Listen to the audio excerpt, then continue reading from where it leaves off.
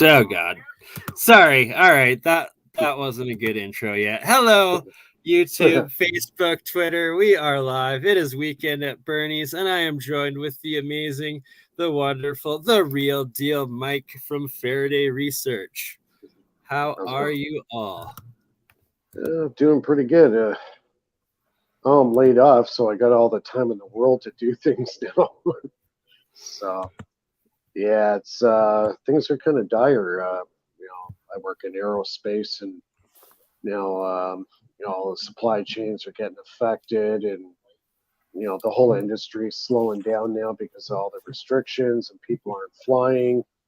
So it's just one big domino effect. So yeah, it's hit us, and we had to lay off a whole bunch of people, and I was part of the layoffs. So yeah, so I'm kind of left high and dry right now, and just trying to get through the days and try to use my time wisely to work on projects and research future projects that will be coming up. So yeah, I'm trying to keep my mind busy, right? So like all weekend I've been watching lecture after lecture after lecture. And the last one I watched was with Tom Malone on Zero Point Energy. So I watched that one today. And watched another one on Oregon gas, Oregon generators, all that kind of stuff. So yeah, I kind of kept myself busy trying to, do some homework and see what's out there and see what other people are working on. And just trying to the struggle is real, right?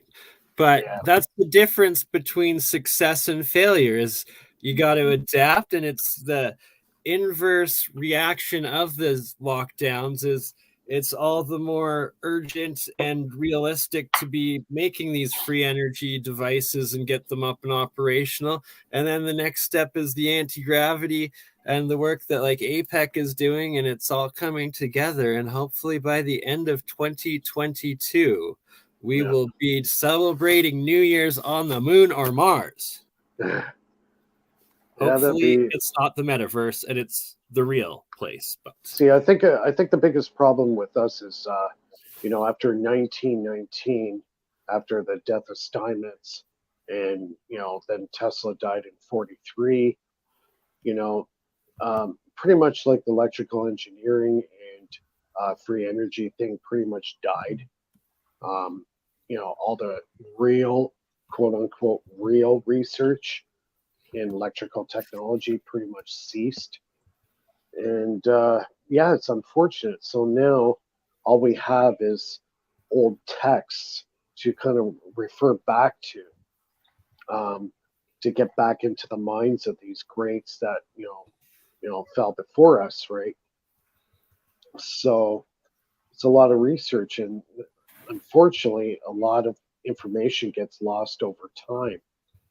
So, and the one thing I wish that Tesla actually wrote books, but he never did.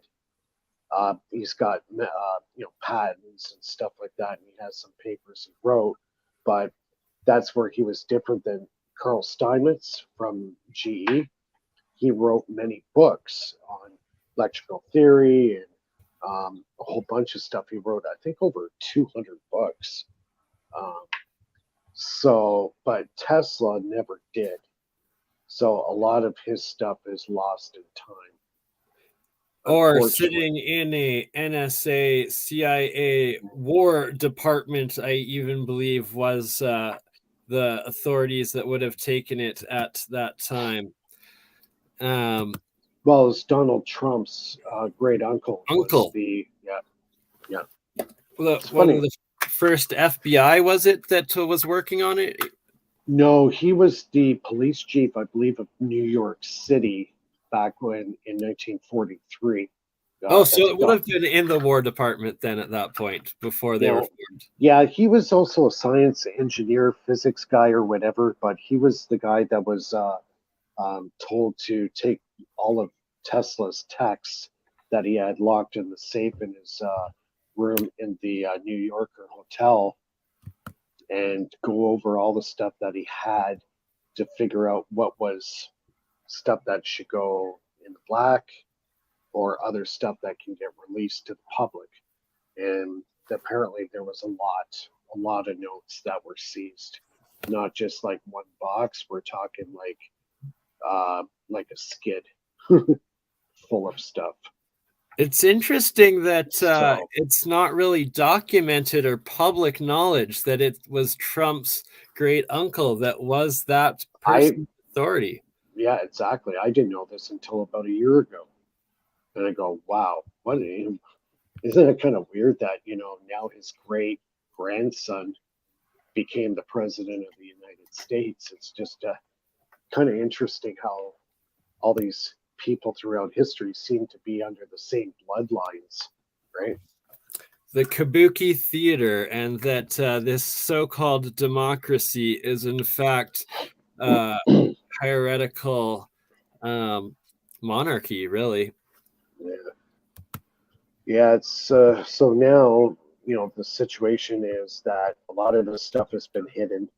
The real electrical engineering that would be considered real science, that all ended in 1919. So we have to basically go back to the text of Faraday, J.J. Thomson, Carl Steinmetz, and what was left of Tesla stuff, and that's where you have to start if you're going to get into this stuff. So yeah, even you can go back a little further. You can go into Heaviside, and study his stuff. So a lot of this stuff over time is getting lost. So we got to bring it back. We got to study it before it does get lost. As soon as it's lost, that's it. Well, that's the physical. There's also the metaphysical, and you can. This isn't the official opinion of this channel, but supposedly take some magical mushrooms or acid or DMT, and you will connect to the same source, and it is never truly fully lost. Yeah, like one guy you want to study if you're into that kind of thing is Terence McKenna, by far. You study. There's a lot of lectures that he did on YouTube of Terence McKenna. He's like the guy if you want to experiment with stuff like that under your own free will. I would consider listening to a lot of stuff that Terence McKenna was presenting to people, and after that, then you can decide if you want to get into that realm. So, but yeah, Terence McKenna, amazing. That is an absolutely great recommendation. Yeah, I couldn't agree more. Terence McKenna was enigma. Unbelievable, but he was seeing stuff so far in the future. Sad that he died in 2000 from brain cancer. That was a big loss. But everything that he predicted from say 1995 right to right now, he nailed it right on the money.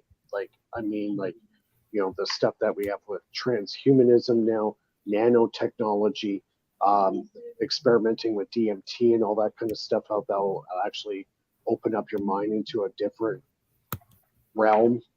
I guess you could say different. It connects to the dream world, the conscious, the universal dimensions and realms. Yeah, a different level of consciousness. And it's fascinating how DMT is produced naturally within the body and is released when you're born, when you die, and when you dream. Yeah. Literally every time your consciousness is entering or exiting the physical body. Yeah, you could do a whole show on this stuff. We most certainly shall. If anybody's into that stuff, just look up Terence McKenna. You'll blow your freaking mind. Mm-hmm. When I heard his one lecture, I'm just like, holy cow, this is crazy. Because everything he was saying back, 25 years ago plus it's all coming true now. And he knew that so many years ago. The way we're living right now, he was already talking about that in 1995. So there's nothing new under the sun, right? But it's true. He's like the oh god, the Nostradamus of our era, essentially, on how he Yeah, saw the future. yeah, I would say he's pretty damn up there. Yeah, he's it's he was such a dynamic person. For me to try to describe Terrence McKenna, it's impossible. You have to just listen to him. Make your Don't. own experience out of it, Yes, right? yeah. I can't say this or that about him. All I could say is the guy was unfreaking believable, and you have to listen to his lectures because after you seriously listen to his lecture, you need to have a drink because he's just gonna totally change your world on on so many levels because it's hard to put into words because he's such a oh my god. He's just blowing my mind just thinking about this stuff. He just was so intuitive with what is in the non-physical reality versus the reality, and how our consciousness relates with uh, a non-physical reality versus reality, and how it all ties in together as one. And he could do that better than anybody I've ever heard of. You have to listen to it. That's all I could say. I, you know, I don't want to sound like bias or whatever, but you just have to listen to his lectures. Make your own experience out of it. Yeah, because he is just listening to him, and he just makes so much sense on so many levels. It's just, yeah, it's just freaky, freaky. But yeah, that's some material that people can look into. Like, I'm not into, I'm not a marijuana smoker. I'm not into DMT. I'm not into any of that stuff. But irregardless if you are or not, you got to listen to him speak. It's consciousness in general, right? It does Yeah. like it's not about drug use to get there. The ultimate goal always is being in tune with your own consciousness, that you're able to meditate, you're able to astral project and get to that universal connection without the drug portal. And it's that I drugs, think, a lot of people that are experimenting with it or whatnot, it's you have to experience something once to well, be able to start to comprehend it or mm, whatnot. And see, some people too, though, it's like uh, I've never done DMT myself yet. I plan to at some point when I'm with a shaman in the right sacred place, and probably ayahuasca. But mm, marijuana to me is a wonderful thing. But at the same time, I have friends and artists that I work with that it's the exact opposite, and it triggers like my one friend who has a mild case of schizophrenia. One mm, time I like hotboxed the room with pot while he was in it, and the next thing I knew, he thought he was a demon and he was coming at me with a knife, and it literally will trigger, right? So it's like yeah, some people's medicine is other people's poison, right? So yeah, yeah, exactly. See, with him, I think he admitted to only doing DMT twice. I think he smoked marijuana on a regular basis. We're talking about Terrence McKenna here. So he wasn't really a big drug user, but he did, from time to time, in the right situation, would take something to experience what that experience would give him. Either it was going to be a really good trip or a really bad one. He had to find out for himself. So he experimented, but he wasn't a regular user. You know what I mean? He just had to experience it for himself, and that was like going to college in about 10 minutes. And as soon as right. he came, yeah, it was like going to college in like 10 minutes, and then he would come out, sober up, and then he would just start writing, and that's where it all came from. That's where all his knowledge came from, going to that other realm, right? Right, the dimensional consciousness traveling. Yeah. So that's one piece of material. The other one is I've been kind of revisiting the HHO thing and finding out some very interesting developments in the last, I guess, well, I was dabbling with this stuff back in 2005, 2006. And a lot of people were having some pretty good success with it, running car engines with just strictly the HHO. And they thought it was the hydrogen running the system when it actually wasn't. There was a third gas present that people did not tune into just recently. Um, so that is another thing that I'm kind of investigating right now and studying. So And some people call it a plasmoid, some people call it Brown's gas or a particulate. But you were saying before we went on, it's actually H4 gas is the actual yeah, composition of the Brown's gas of this plasmoid, and it's not actually HHO, it's actually HHHH. well, yeah. So what they consider, you got the oxygen and the hydrogen off the anode and cathode. So in the actual process, they actually consider those two gases there actually a contaminant. The actual real gas is actually generated between the two anode and cathode. It's in the middle. Now, what happens is that the problem was that gas was actually adhering itself to the plates and it was staying infused in the water. It wasn't actually being able to escape. So, depending on the design of your HHO generator, determined how good it was actually going to be. So, it turns out you have to do some form of cavitation inside that chamber to release that nanocrystal that they call it, or H4, into the combustion chamber. Without that cavitation happening inside, it's just sitting in the bottle and not doing anything.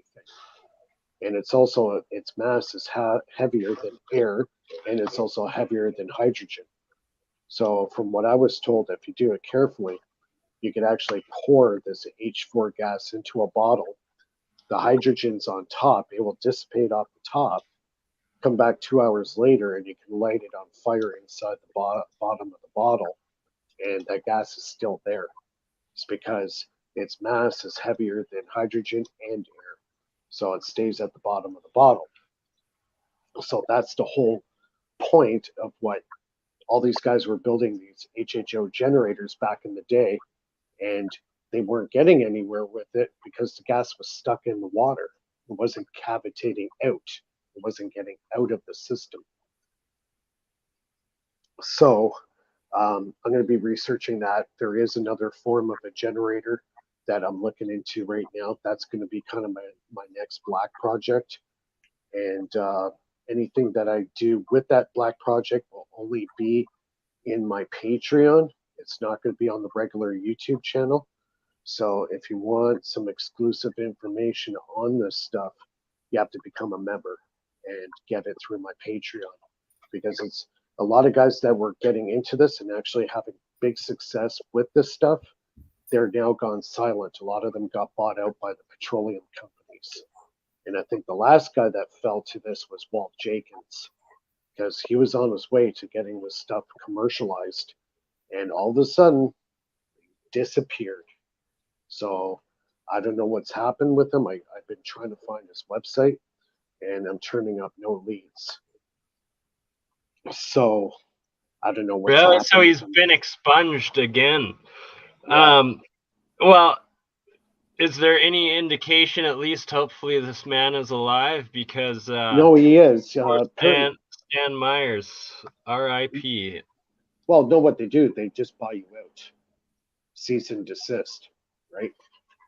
So there's a few guys that actually this happened to. It always seems to be the guys that are working on the HHO stuff. They show success that they were running car engines on the gas, on the HHO gas and the HHO gas only. Then those companies start coming after you. That's when they start taking notice, is when you actually do it. So they come in with a nice briefcase, full of $100 bills, and they say, take it or leave it. If you take it, you have to cease and desist all your projects. And some of them do. Some of them say, okay, show me the money. They'll take it and they'll stop everything and they disappear. So that's why the stuff that I'm going to be doing regarding that stuff is going to be only in my Patreon. And it's more for security reasons than anything, right? Because that's actually a good point. Yeah. So yeah, I think that's the best route to go. Incremental disclosure. Yeah, Exactly. yeah, she just ran off. She didn't want to be seen on the cam. She's probably headed off to bed now. It's midnight here. So yeah, I'm kind of, since I got this extra time on my hands, I'm just watching a lot of lectures and stuff, just kind of get myself up to date on some stuff. Now the pulse motor generator, I'm going to be doing a revamp of that. I'm going to set it up so like the original version I did, where you take a dead battery and you run it on the pulse motor, and the pulse motor regenerates the battery that's dead. And meanwhile, that's the battery that's running the system. So it's kind of like a mechanical version of a jewel thief. So I'm going to rebuild that, and I'm actually toying around the idea of actually selling it. I'll manufacture it and then sell it to anybody who wants it, because I know it works. So that's kind of some ideas I have going in my head. There's some other projects that I've been considering actually selling. I'm getting a lot of extra noise coming in. Aaron, you got to mute your YouTube, brother. My YouTube's not on. Aaron just joined us, not you, Mike. Oh, okay.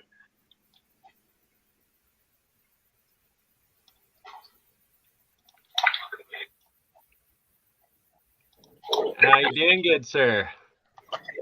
Oh, should probably show you.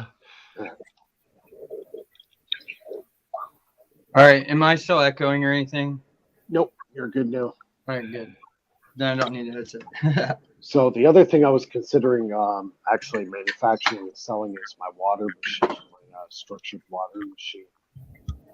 So that's another thing I've been kind of thinking about manufacturing and selling.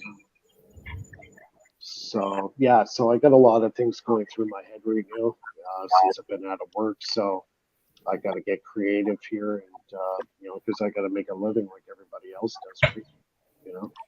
Got to keep a roof over my head and keep my child fed, right? So yeah, it's just all part of the evolution of Faraday Research. Oh, and I also got my new shirts. I like those shirts. Yeah, my wife actually made it for me. So I got this one. I got a couple other styles. Maybe I'll start selling those on my Patreon as well. Eventually, I'd like to get into like doing some giveaway stuff, or I'll buy some electronic. This is probably down the road. Buy some multimeters and stuff like that, and then have like a lottery type thing. Everybody has their ballot in, and whoever's number pops up, they win the multimeter or whatever. Giveaways. So yeah, I'm just trying to come up with ideas. Right? Yeah, I got a webcam. Wow, what channel is it that we are being freaking bot attacked by some porno shit again in the chat room? Insanity. Oh yeah. What's going on there?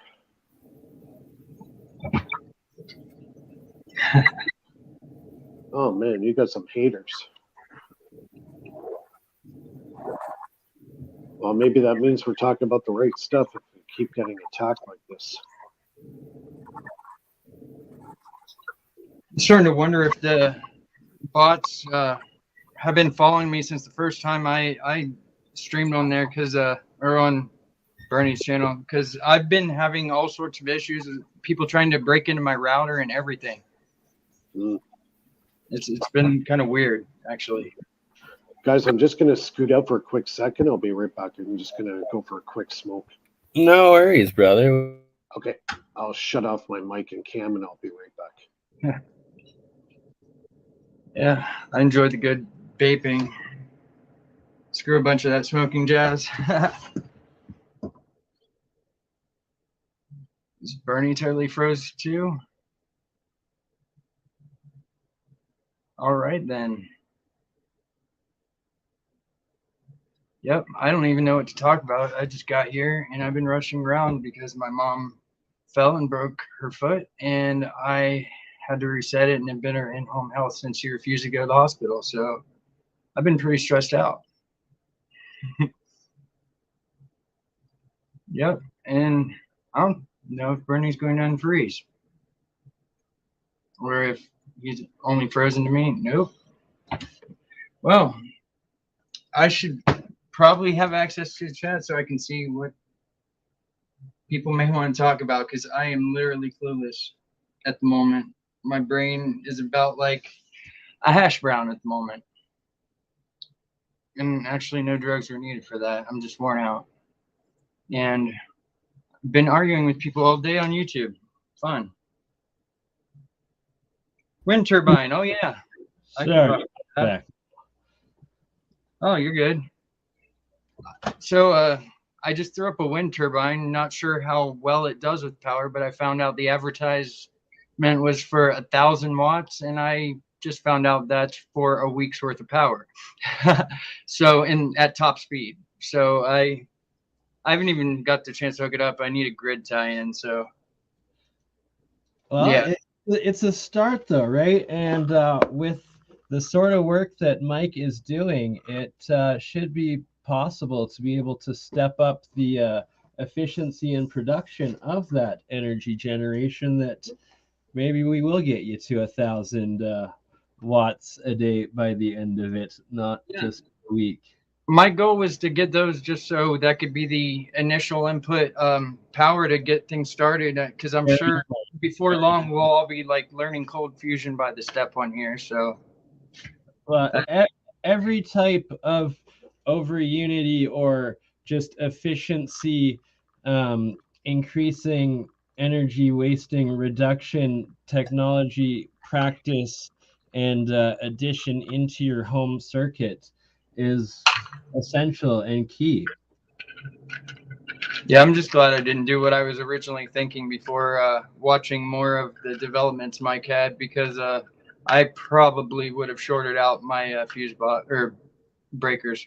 Yes, don't just for any, don't make the mistake Aaron almost made, and don't just jump into trying to connect things into your home grid without any serious professional knowledge of what you're doing. The best way, and really the only way, is to create a separate circuit that is self-sufficiently running as a closed circuit on its own first, and then once you have it running and I guess in its like harmonic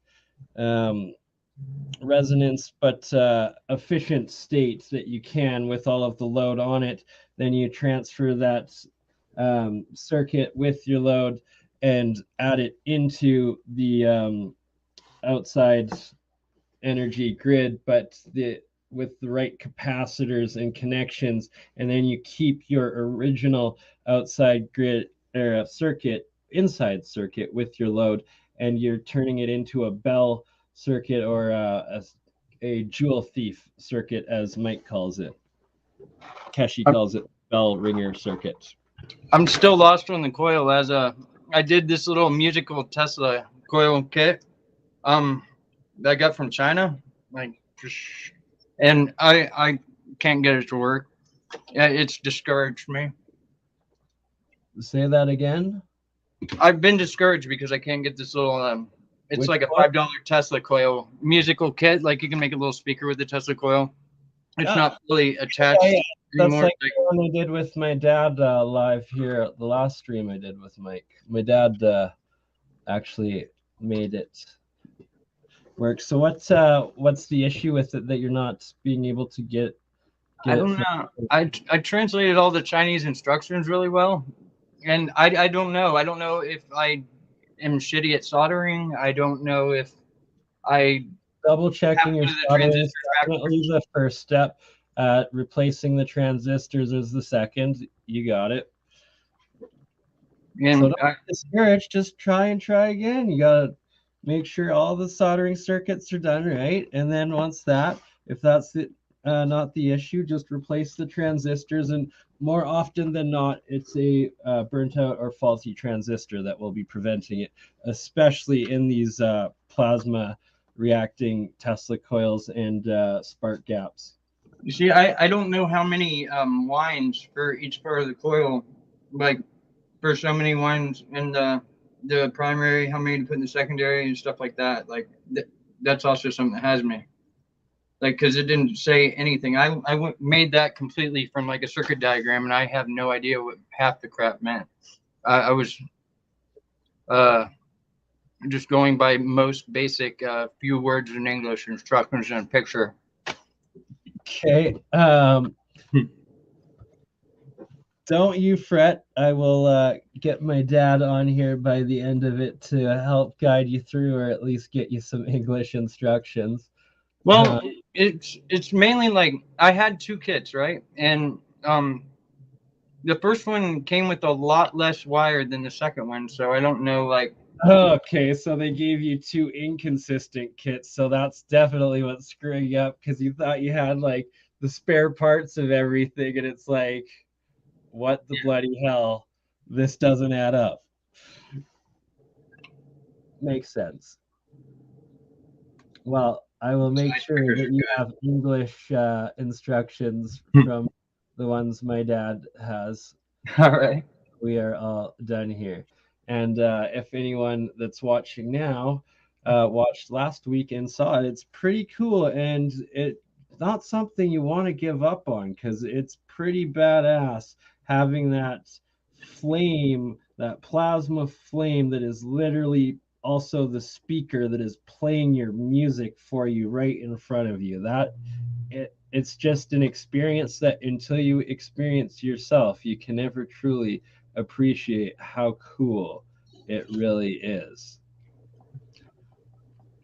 It's like your music is coming out of a flame.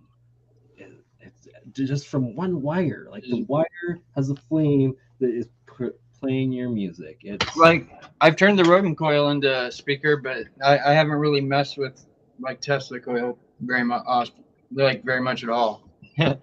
Hey, Mike, you could actually probably help Aaron with this. He's having issues in getting his little Tesla coil to work. The make it your own, just like pretty much identical to the one that my dad I showed last week with. Is it most likely just the transistor? It's most likely my crappy soldering job. Sorry, Mike. I thought I was talking to you, but you're using headphones. Yeah. Sorry about that. No worries, brother. Yeah, full-blown blizzard here. Oh, why didn't you take your phone out? You savage. Love the wrath of nature. Yeah, it's pretty crazy outside here, too. Yeah. Oh, yeah, you guys are both on the East Coast, hey? Or pretty much the East End. Yeah, I'm just Niagara Falls is supposed to get 50 centimeters. We're supposed to get about 25. I'm just outside of Toronto.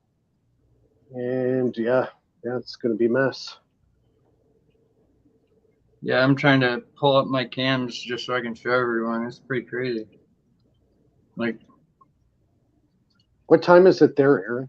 At your place? 12:15. 12:15. Okay, so you're the same time zone as me. Yeah. Eastern Standard. Yep. And for anybody in the chat that is whining, bitching, and complaining that there's extra content on Campbell's channel, don't you fret. He's actually joining us in about 30 minutes, if not less. Yeah, you can't even see it. It's all whited out with the screen. Yeah. Yep. That means all snow. Yeah, pretty much. The Havoc, though, Mike is a advanced circuit builder, and also my father is a very good soldering and programming circuit. Yeah, I'm more one of those people who take what's already built and put them together, and with basic understanding of everything else. But like, yeah, good at modding, right? Yeah, I reverse engineer things. Yeah, that's good. That's a good skill to have. I'm telling you, it's very good. Me, I'm completely self-taught. Completely, everything I know, I just taught myself. I just, learned. Are you saying you're a little bit autodidactic yourself, Mike? I think so. Yeah, it's like anything. You practice anything, you get good at it, and that's it. You just study your stuff.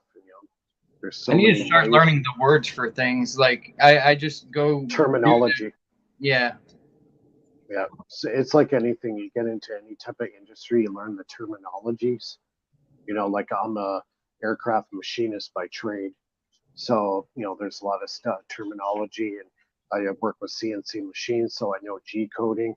It's stuff you learn over time, right? As you get better at your craft, whatever it is. So Yeah, I could tell you about like how I made this.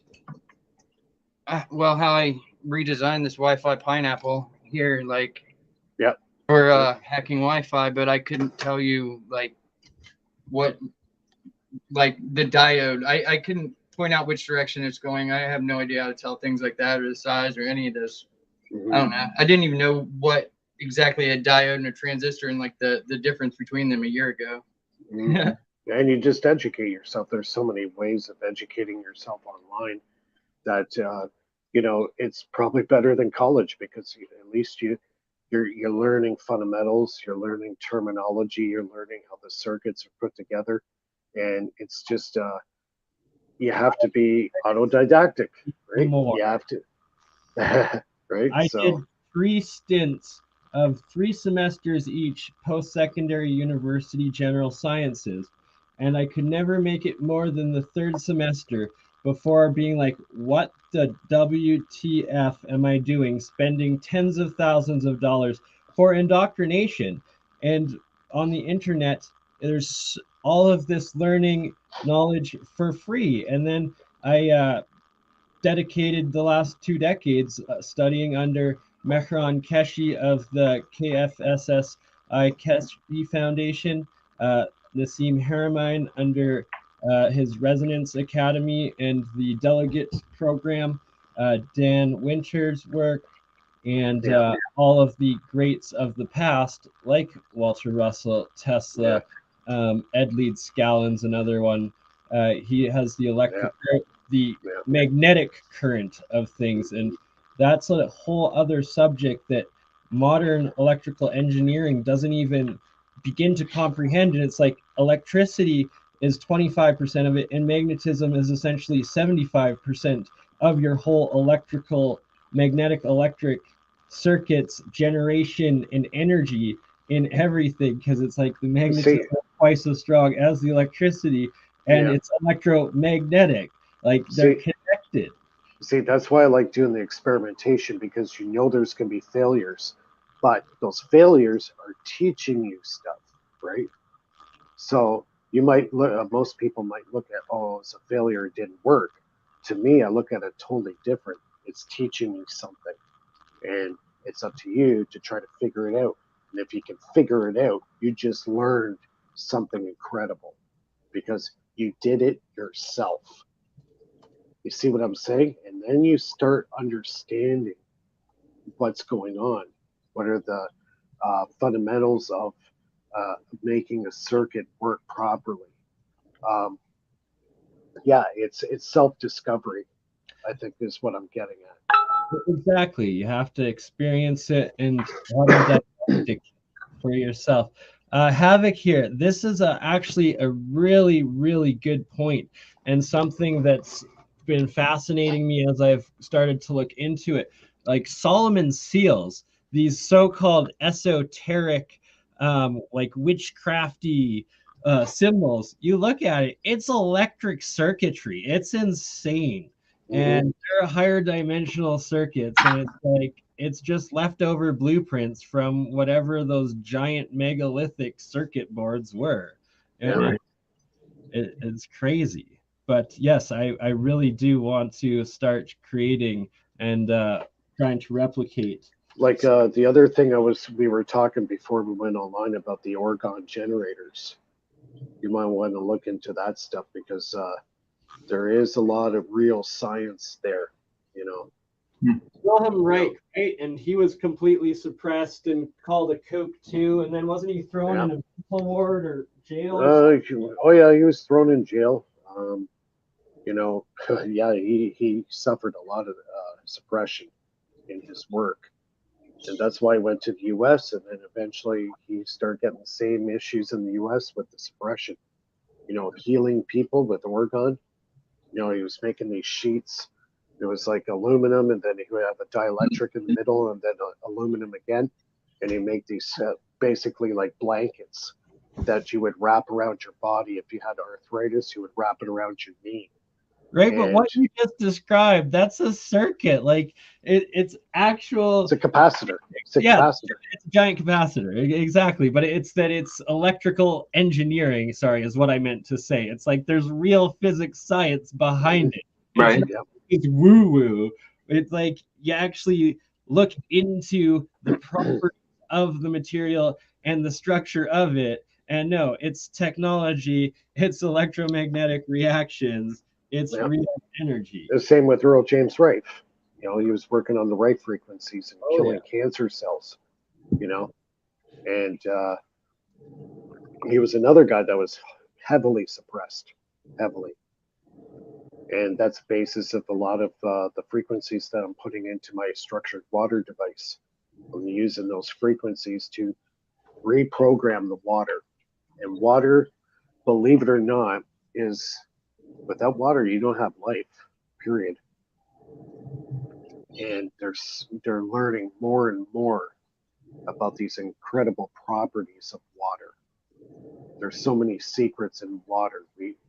It's something that like all the regular rules, like all other matter, when it gets colder, it condenses and gets denser. Only water, when it solidifies, does it expand and get lighter. And when it gets to that 4 degrees Celsius point, instead of continuing to get smaller and then shrink and dense into a solid, it expands up and then floats. Otherwise, lakes, oceans, everything, it would freeze from the bottom up, and you wouldn't have all that life surviving the winter underneath. It would literally just all solidify, and well, we would be one. It's a plasma. Water is a plasma. It is. Right. Isn't it the most unique thing like in existence? Like the one thing the sun doesn't just create naturally, something like that? Well, this we could do a whole show on the sun. But it is one of the fundamental plasmas. Claims. Sorry? It is definitely not what academia currently claims. Well, everybody thinks the sun is a giant, like a planet. It's got mass on the inside. Actually, right? If you listen to the most ridiculous thing ever, it's electromagnetic plasma. I think that the center of planets are plasma as well, according to what some NASA person that got fired had to say one day. Well, yeah, Eric Dollard, if you talk to him about the sun, he'll tell you the sun is hollow. There is no inside to the sun. It's a ball of plasma. It's like ball lightning. It's like ball lightning. There's no mass on the inside. Now, what's on the inside of the sun, nobody really knows. But he does know for a fact that the sun is hollow. Yeah, Nassim Haramein with his Schwarzschild proton thesis predicts, but also gives the mathematic calculations and framework and structure to prove that within every atom, within every planet, within every being is a black hole, and that we are essentially the mass is the shell, the solid shell on the outside, but then on the inside is folding into the singularity, essentially. Well, counter space. Yes, exactly. Counter space. That's the way. Yeah. So I believe there's a lot. Go ahead. I believe the counter space is how, like, say UFOs appear to disappear and then reappear elsewhere. I believe they're using counter space to transcend the laws of 100%. nature. That's right, because when you're in counter space, Physics. the physics of our reality don't apply anymore, right? Because you're now in counter space, and I think that's very much how maybe time travel or teleportation is done. Same thing with the black hole. And the Black Sasquatch hole. people. So I just have to interject that counter space is definitely the best way to understand it from a third dimensional perspective. But I'm working on a higher dimensional scaling theory, and that it goes from our third solid, then fourth plasma, then fifth ether, and then six. It actually goes to crystal, so it's getting lighter but denser at the same time. Right. And to explain how the six crystal is lighter and denser simultaneously is how you can have light go through it and be trapped within it. And it is lighter in that aspect of it, right, but denser in the physical. and that's why the black hole is the only thing that we know of that can trap cosmic and photon radiation and pull it in. No other thing that we know of can do that other than gravity and a black hole. So I heard black holes, if you're actually to view them, they'd be white, and that there's a possibility that the center of our planet is a plasmoid-like sort of thing that is actually what we would consider a black hole. And that's what the transsexual NASA person into counter space. It's dimensions, like lighter dimensions folding into heavier dimensions into themselves, and there's that singularity or that cross into, or the actual hole into the counter space. Okay, so if you look at the Earth, right, the Earth is a giant magnet. Okay, so at the center of the magnet, say you have North Pole and South Pole, in the middle, it's called the Bloch wall.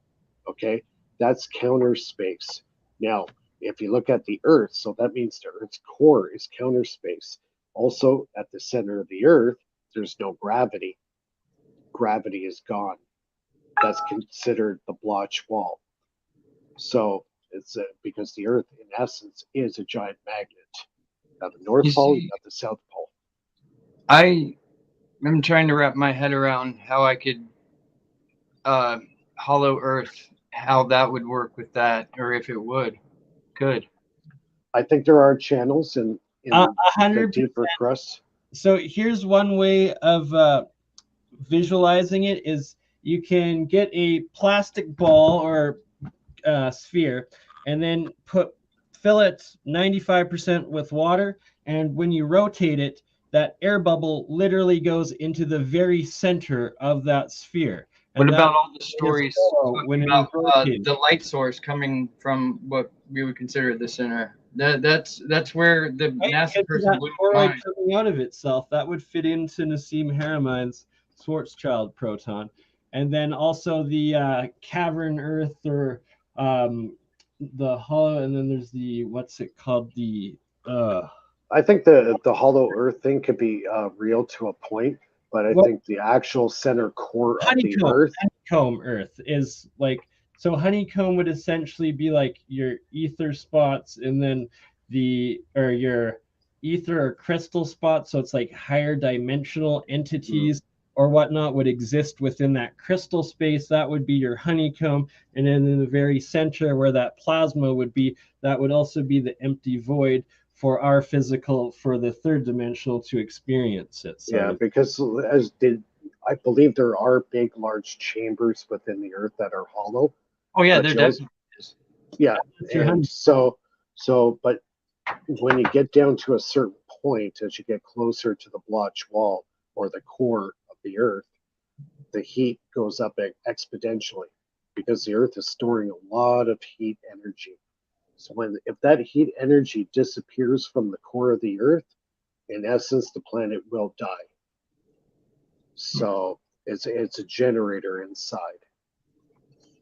Now, I was watching this series called Talking with the Planets at one point, where people were channeling the planets, and it got to the point where I forget which planet it was talking about Saturn was supposed to be the sun of this solar system at one point in time, but it got passed up for what is our sun now, and I don't know what to make of that, but most of the things said couldn't have possibly been coming from this I believe he was British guy. He just didn't seem like he had the IQ for the things that he was channeling from the planets. Yeah. If that makes any sense. No offense to him, but like the word he was using, like extremely proper English, and he was talking like a burnout the rest of the time. So was this like a medium channeling, or was this it was the Thunderbolt project? No, I'm trying to remember the guy. He used to have a show with what was his name? The preacher guy, ex-preacher guy that was on Rex's show all the time. Jim Baker? No, Jim Baker? I don't know why I'm having a brain fart. I was just watching dude earlier. And sorry, I have to interject because we were talking third dimensional for all the flat Earth one dimensions. There is also a hollow point in the center of your disk Earth too. So no matter what way you look at it, there's a hollow center. I gotta say, the surface tension of water makes it turn into a ball. So, Campbell. Good morning. Good morning, everyone. Good morning. Good evening. How Good are we? afternoon. hola. Oh yeah, it's afternoon for you. It is. It's 1:33. So I guess there's riots because Novak Djokovic got kicked out of Australia. Yeah. There's a lot of protests actually. There's been protests every day since it started. All the where is he from? Slovenia? No, it's Serbian. It's from Serbia. Yeah. So we've got a big Serbian community in Melbourne. And they've been out with their flag. I'm part Serbian. Yeah. Oh, okay. Well, you should get down there. They've been doing traditional dances and stuff, and they've been out the front of Channel 7. It's a long walk to Australia. Yeah, well, it's not far though. That's the thing. Even quicker in a canoe. Well, the closest I've been to Australia is the Philippines, so that's the closest I've been to you. That's not far. Yeah, it's only 4 hours from you guys. Yeah, well, especially from Perth. Yeah, it's probably less. Yeah.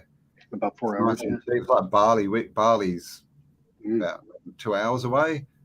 Yeah. So we can go to Bali for the weekend for like $800 kind of thing. Well, we used to be able to, not for the last couple of years, but. So this time next year, I'm going to be in Bali with you because I am not spending another Canadian winter here. So I'm coming back and we're going to do it all weekend. Yeah, I've been thinking about Bali. I know some people there too, like with some really cool setups and schools and big sort of health retreats and yeah, there's some really cool stuff there. It's funny, Bali, you can go there and you can stay for like, $40 a night Australian, or you can go to another part of the island and stay for like $10,000 a night, Yeah. It's like, it's got, just everything. The same thing in the Philippines. Depends where you are. The prices fluctuate greatly. Yeah. So, like I've been all over the Philippines, right from Luzon right into Mindanao, Bohol. I've been to a couple of the one volcano out there, and so I've done quite a bit of travel in the Philippines.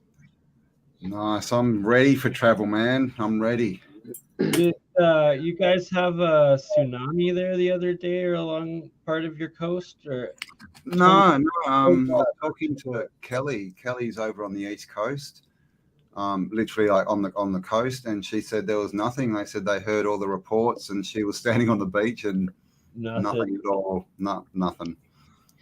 That's a risky business. Regardless of whether or not, I want to be on the beach. Unless I had a giant inflatable something to go around me. That's when you start to use your wizard powers. If the waves come, you just put your arms up and Yeah, exactly. Pull 'em No, out. exactly. I wouldn't want to be caught in a tsunami, that's for sure. No, it's nah. We don't have any of that stuff in Perth. We don't. Actually, I had a friend years ago when I did my radio show back in 2004. And after the show ended, I stayed in contact with this lady that was, like my co-host. And she was a bit of a channeler, and she predicted that giant one that hit Sumatra 2 days before it happened. Wow. Yeah, and she was right on the money. Yeah, December 26th. What was it? 2009? 3 or 4. That one, No, I no. think, 3 or 4. No, you're right. No, You're no. right. 2009, I think it was. No, 8 or 9, 7. God, it's I been can't. I think it can't was remember. before 2012. I think I saw something on Yeah. the other or a few months I ago. think. Maybe it was 2011. It might have been 2011. Yeah, you could be right. Yeah, it got But smashed. yeah, she predicted that. That was I heard it. Boxing it Day, on the wasn't radio. it? Yeah, it was the Boxing Day. Yeah, Mm. and when I heard it on the radio that tsunami happened, I'm like, oh my god, she was friggin' Ring her right. up and say, "What are the lotto numbers?" Oh my god, I was freaking at the wheel. I'm like, this can't be real. And I'd seen obviously seen it on TV later that day. I'm like, oh my god, she was dead on. She was right on the money. Yeah, Wow. some people can see it. Yeah, and I should say hello to everyone. I'm being very rude. Hello, everyone. Hello, Aaron, sitting there. I'm sorry to ignore you. Hello, everyone in the chat who's saying hello to me. Hello. Melinda says, Thank you, Melinda. That's very nice. sorry, while there's a quick break, in the chat, 17 Joy's talking about the tokamak reactors, and personally, I don't believe it. They've accomplished nearly what they're claiming they are, or they have, and even their claims, they've only been able to operate it for like, I think, a half of a second that they had it fully running before it used up too much energy that it collapsed, as well as containing that amount of heat, density, pressure in plasma. And that before you joined in, Campbell, we were talking about how the center of the sun is most likely hollow and that it's a plasma electromagnetic reaction, not this hot fusion reaction. And if that is the case, then the whole of the tokamak is just null and void, because it's like, it's the most ridiculous thing ever. Like your depiction of an atom, it's 99.99% empty space, right? The only physical matter is that 0.0001%. And it's like, for that tokamak, for that hot fusion reaction, you literally have to fill all of that other 99.9999% of space with physical matter, physical energy, and physical pressure at the most extremes to put it all together to have that reaction happen. Wow. And that's where cold fusion is on the exact inverse opposite reaction of the tiniest little micro fraction of a fraction of a fraction of energy popping in and out for those reactions to happen. See, and it makes sense too, because think about it. When the sun dies, okay, it implodes on itself. It becomes a black hole. So that proves that the sun collapses in on itself into counter space. There's right? got to be there's got to be somewhere for it to collapse into. That's right, and it has to collapse into counter space, which makes total sense. So here's an idea. So the blue and red, right? And the sun is obviously the red plasma, hot energy, and the moon is blue, right? Blue plasma energy, because it.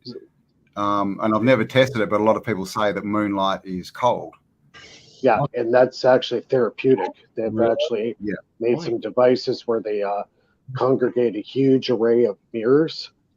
Forget the name of the guy who did it, but he did it in Arizona. Made this giant array of mirrors and focused that moon light energy into this little hut maybe about 20 meters away from the mirrors. And if you stand in there, apparently it had some very amazing healing properties.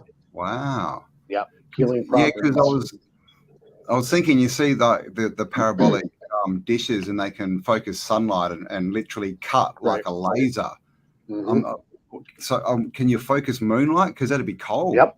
What would happen cold there? Would that be a cold laser? It's a cold laser, but it heals your body. Wow. Last eclipse, I think, burned my retinas because I can't wear contacts anymore. Oh crap! I was just staring at. Well, it was nighttime, so is the what is lunar's the nighttime ones, right? Eclipse. Yeah. Yeah. I didn't think that those could mess with your eyes, but apparently me staring at it for an hour and a half did. It's the corona. If it's a full eclipse and you get the corona around the edge, that's the bad That's stuff. because the sun is more directly hitting the moon, right?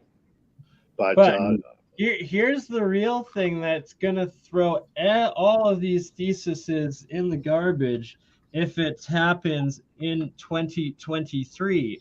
And that is if Nassim Harameyn's prediction and claim that we have now sun no longer does its pole flip every 11 years on the sunspot cycle, turning around, and apparently it stopped doing this in 2001, and then 2012 again it didn't do that flip, and instead it's been pulsing and putting out this whiter light. So our sun might have actually just started a new age where it's peacefully turned into a white pulsar star.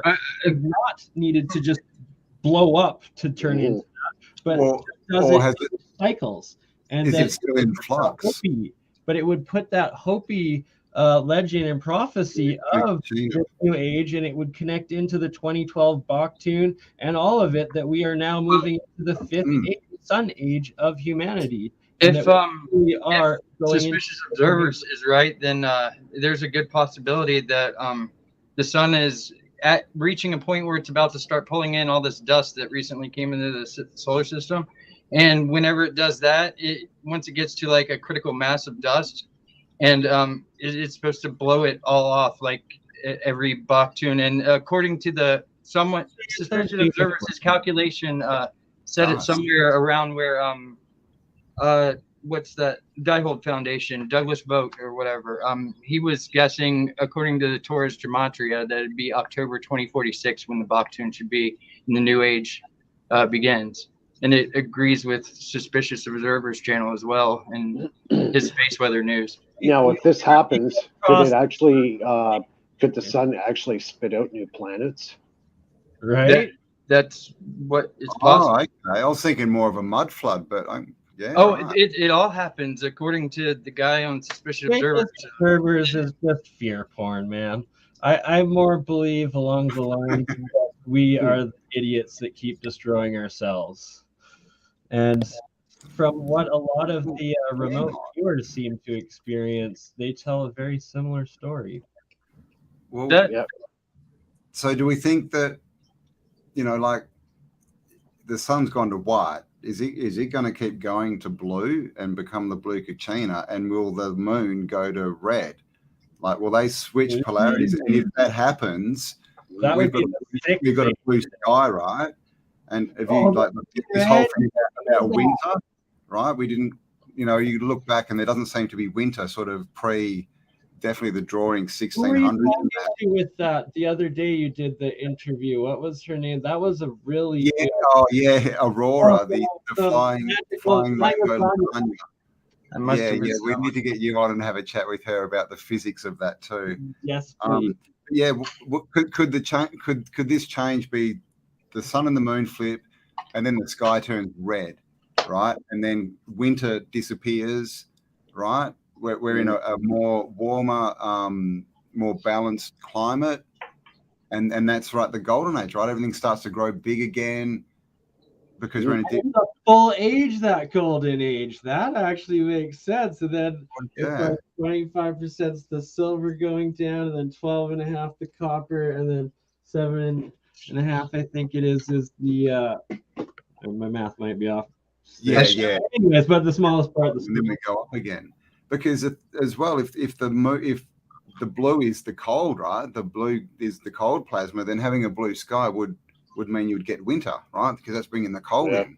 Yeah. So if it's flipped to red, would we get plasma atmosphere? That yeah, Flip exactly. to red, wouldn't plants change color too? Well, red is infrared energy, right? It's where blue is the UV ultraviolet, the cold electricity, as opposed to the red infrared heat energy, And they're basically they're not hot or cold until they hit something, are they? They have the reactions that so it's literally they're causing the temperature of the Earth, really, of the plane, of the soil. And the greenhouse effect that is affecting our planet. If it goes to red, it's going to heat up this planet a lot more. Here, it's not the sun. But is the planet really heating up? So when I was a kid, I had a poster of Mars that my dad had got me, and it was a really good, fresh picture. And Mars had 2 ice caps, and the moon also had ice caps at that point. And now it's like, where are these ice caps that no longer exist? And why are there now pictures of Mars with active volcanoes and with these erosion, like it's active water in it? And is the entire solar system heating up because the sun has shifted into a white pulsar and a new age of sun? See, like Mars, I think personally, it was in the Goldilocks zone. At some point in its history, it was in the same orbit that we are. And something happened, catastrophic event happened that knocked it out of the Goldilocks zone.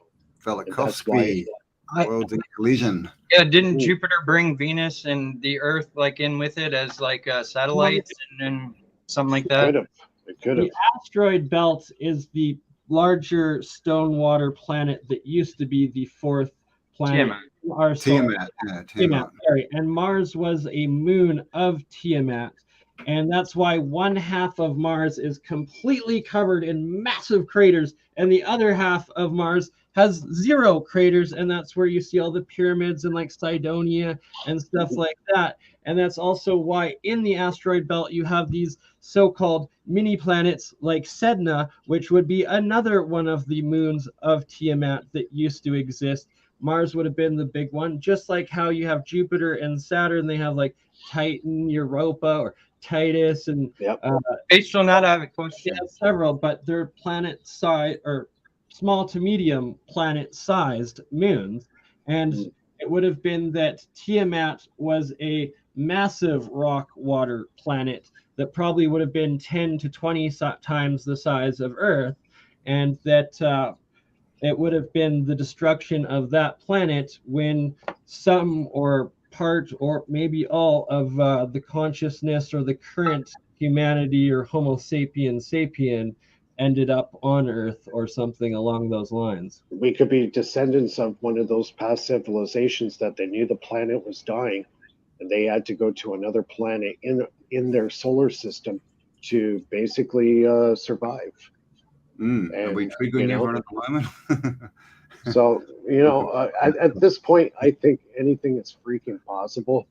Yeah. Like there's Yeah, exactly. Sorry, and that's my own personal thesis of my experience of dreaming of different life, a past life. I've existed on Mars since a little kid.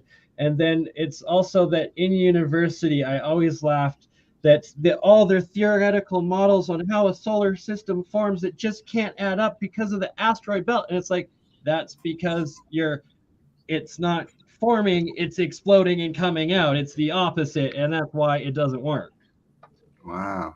Oh, my question is, getting thoughts back when you were young, dude. If I was the just sun thinking, why doesn't if the sun doesn't micronova occasionally, like why would the side of the moon that is always facing away from us be covered in that melt glass? Though.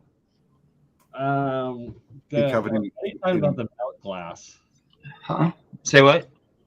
I've never heard of that before. Yeah, the dark side of the moon is covered in this black melt glass. Like it's been hit with strong plasma at least once in the past. Yeah, I know what he's talking about.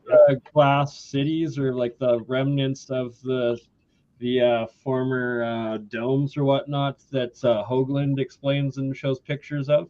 Oh no, Well, go ahead. see the glass material he's talking about is actually on Earth as well, and they found it in Egypt in an area where it's all sand. But where did this freaking glass show up? Yeah, Is it jewelry glass or is it black? It looks like mica. If you know how mica looks like, it's got a very, very shiny surface. It's black.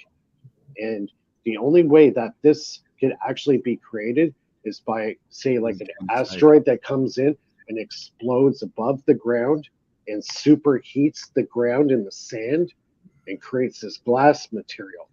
What about plasma? Same thing. They experienced the same thing at Trinity when they set off the first nuke. The nuclear explosion created this glass material on the ground at Trinity. So it proves a strong plasma blast Also, of some where sort. lightning hits sand, it's also formed. It's a plasma reaction creates that glass. It melts the silica into it. Yes. So that phenomenon is nothing new. It happens. Yeah. Aaron, the way you're interpreting it, it would literally have to be the entire dark side of the moon would have to be a layer of it. It's only in the impact craters that is where it's found. If the sun's always shining on the dark side of the moon, why would they call it the dark side of the moon if it's not mostly black moat glass? They're just copying Pink Floyd. Sorry. Yeah. Or is the moon made of plasma? And is Mars Greenland? We just don't know. Right? And is the moon a capacitor or is it an anode? Exactly. Alchemy. I think Mars is Earth version 1.0. We're on Earth version 2.0. I just feel like the moon is there to protect us from the majority of the blast from the sun. I feel like that's what started the new age, and that's what caused all the crap the Atlanteans had to deal with and whatnot. Because there's a lot of stories of there being no moon and stories of the moon being appearing, being brought in. Yeah, the moon is not a natural phenomenon for this planet. Technically speaking, that moon should not be there. So it was somehow put there.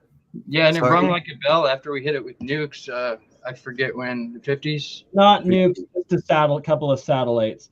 And you're Mike's absolutely right that the size proportion of our moon is way too big. It's about 3 times too large of a circumference to be able to be in an orbit with Earth, as well as the fact that it defies all of the known universe of being stuck in that perpetual orbit of no, it's spinning, but at the exact same rate that it faces that one side. Same size in orbital bodies. It doesn't make sense. The moon doesn't make sense. If that's true and it was brought in, then what does that say about the anode cathode reaction? You know, well, who's to say it's even a moon at all? Maybe it's a spaceship. Have you heard about? Maybe something's living inside of it. Maybe it's a spaceship. It's an egg. A big dragon's going to come out. Yeah. Isn't there supposed to be another dark body as well? Isn't there that is floating around? Yeah. Nexus or Planet X. I heard that's behind the sun. That's why you can't see it. I just shared a video earlier that said all those observatories were shut down for like that 2 weeks, a little ways back, because they showed a video footage from someone that was working at the first observatory to get shut down in Washington, I think it was. Yep. And it showed a video clip of 2 different planetary bodies going past the sun that day, the day that they were shut down. It had it going one way and then back the other way, but it just seemed like it was going back that way because it was the way everything was moving. But there was definitely 2 planetary bodies, like different ones, passing by. Could you imagine if that news got out? Oh, by the way, there's 2 planets we don't know of that are hiding behind the sun. Could you imagine the friggin' headlines on that one? No wonder the Oh. friggin' CIA shut them down. Oh, they shut down a place in Australia and like 5 other places. All the major observatories. were Yeah, shut we've got down. one of the biggest Here's the observatories thing, in the though, world in is that Australia. it's because Mhm. modern academia would state I don't know that what point something, those masses passing by us would automatically trigger these reactions of absolute catastrophism, and we'd all be dead, right? But it's like, but that's not the case, and we're still here. So we Yeah, can't the let story people they tell us with everything all works in a completely different Exactly. way than what we are taught. Yeah, definitely and not what they tell us. further supporting micronovas, I mean, look at Darren Kuyu. Why did everyone have to get underground? That place could support a ton of people, and all the other underground places all over the There's planet. heaps of them. And that's the thing. If you went underground, it wouldn't have been.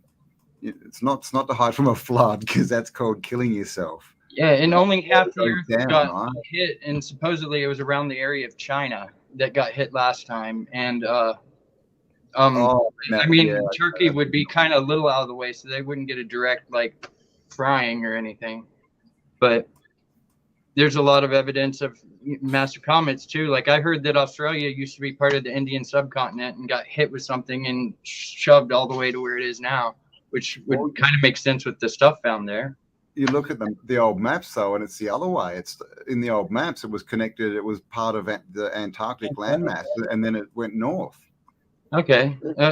Yeah, that was just a story I had heard from some. What is real, right? We just don't know. Maybe it did both. Part, though, Campbell, is those old maps, and you overlay them on Google, and literally the continental shelf is like halfway, and it goes straight up to where the old maps are, and it's just like wow, and it's the exact same in Siberia and northern Canada into the Arctic Ocean, and it's just like what the F happened, and it says only a couple hundred years and ago.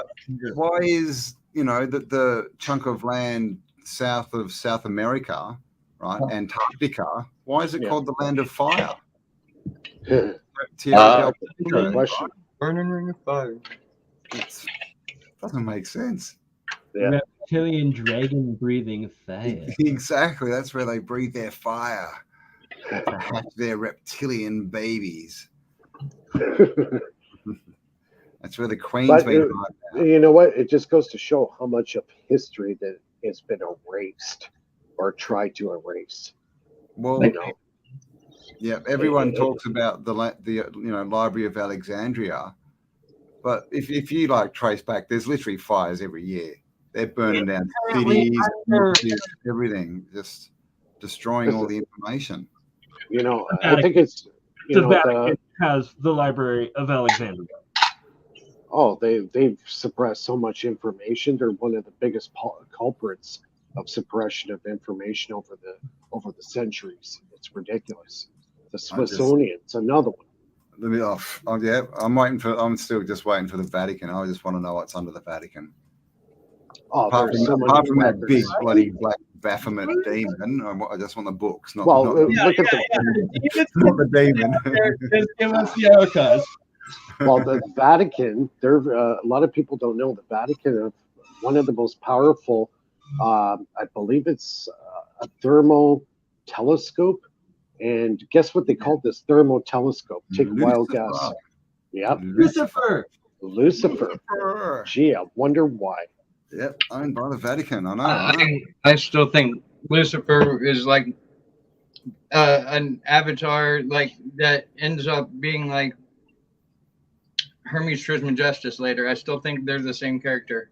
I don't think he's evil. I think he's just been given an evil name so that we have someone to blame everything on for the religious Lucifer's only mentioned once in the Bible, and it's oh Lucifer, oh how you fell, or something like that.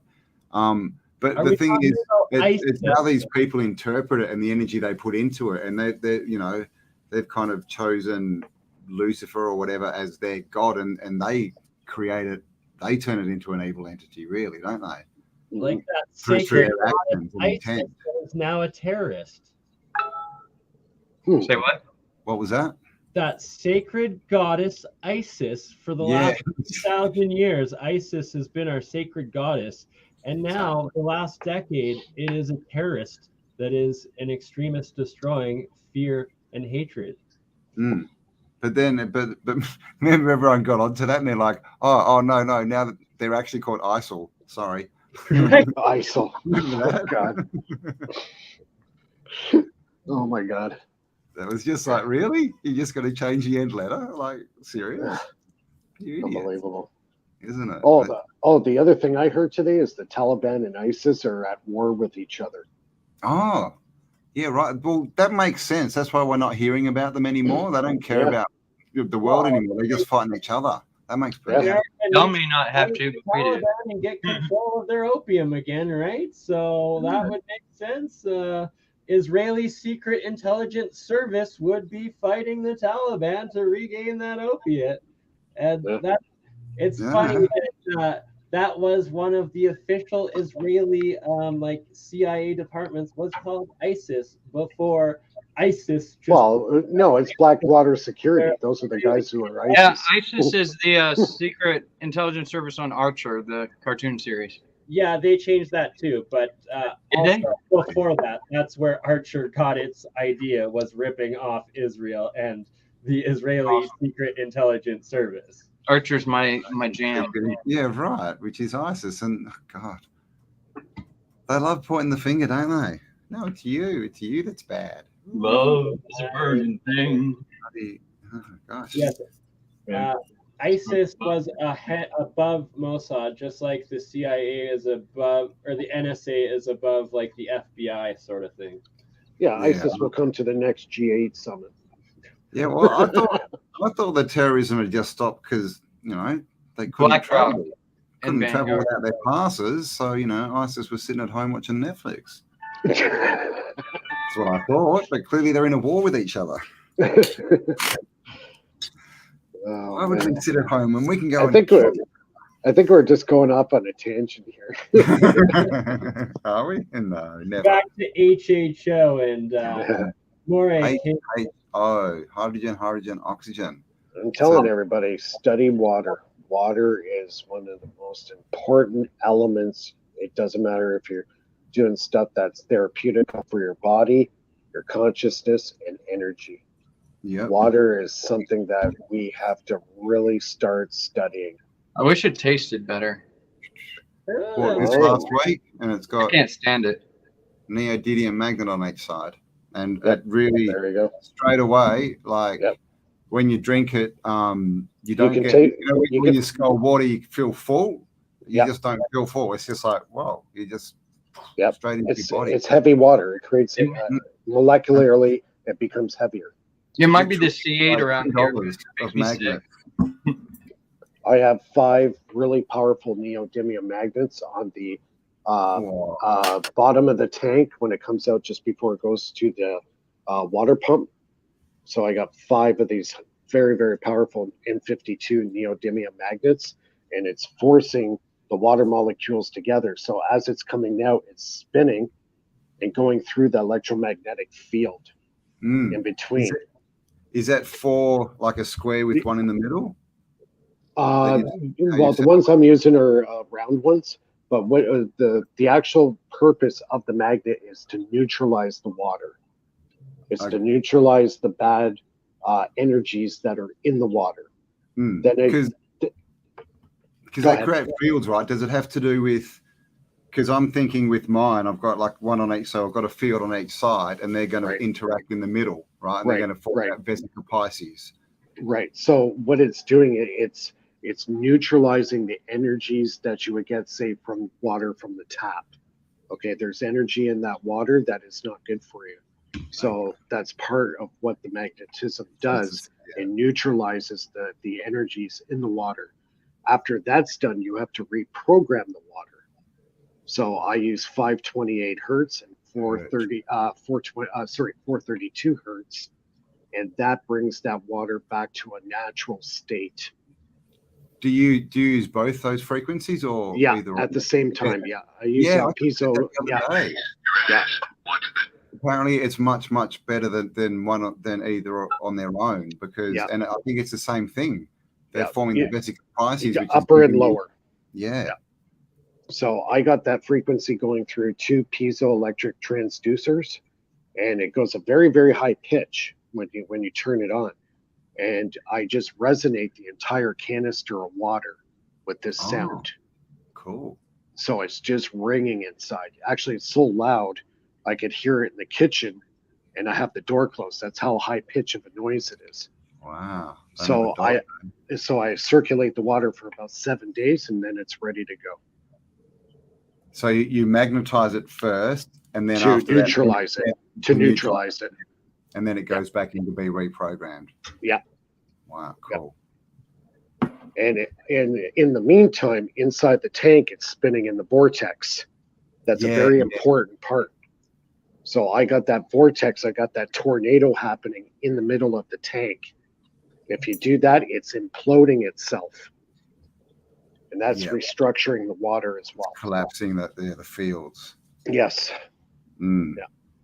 It's like the opposite of what the Brewhaws do to the crystal meth before they send it across the border. They make it so people get severely addicted to it, because crystal meth isn't physically addictive, and a lot of people you hear these days start talking about it feeling physically addictive. And I'm like, how's that possible? And I'm studying in the Brewhaws, like they I guess put intent of getting people like extremely addicted to it. Since it's crystal, I mean, it can hold that intent. Oh, okay. Yeah, right. I don't know. I just did a lot of research, and apparently they really do that with the cartels down there.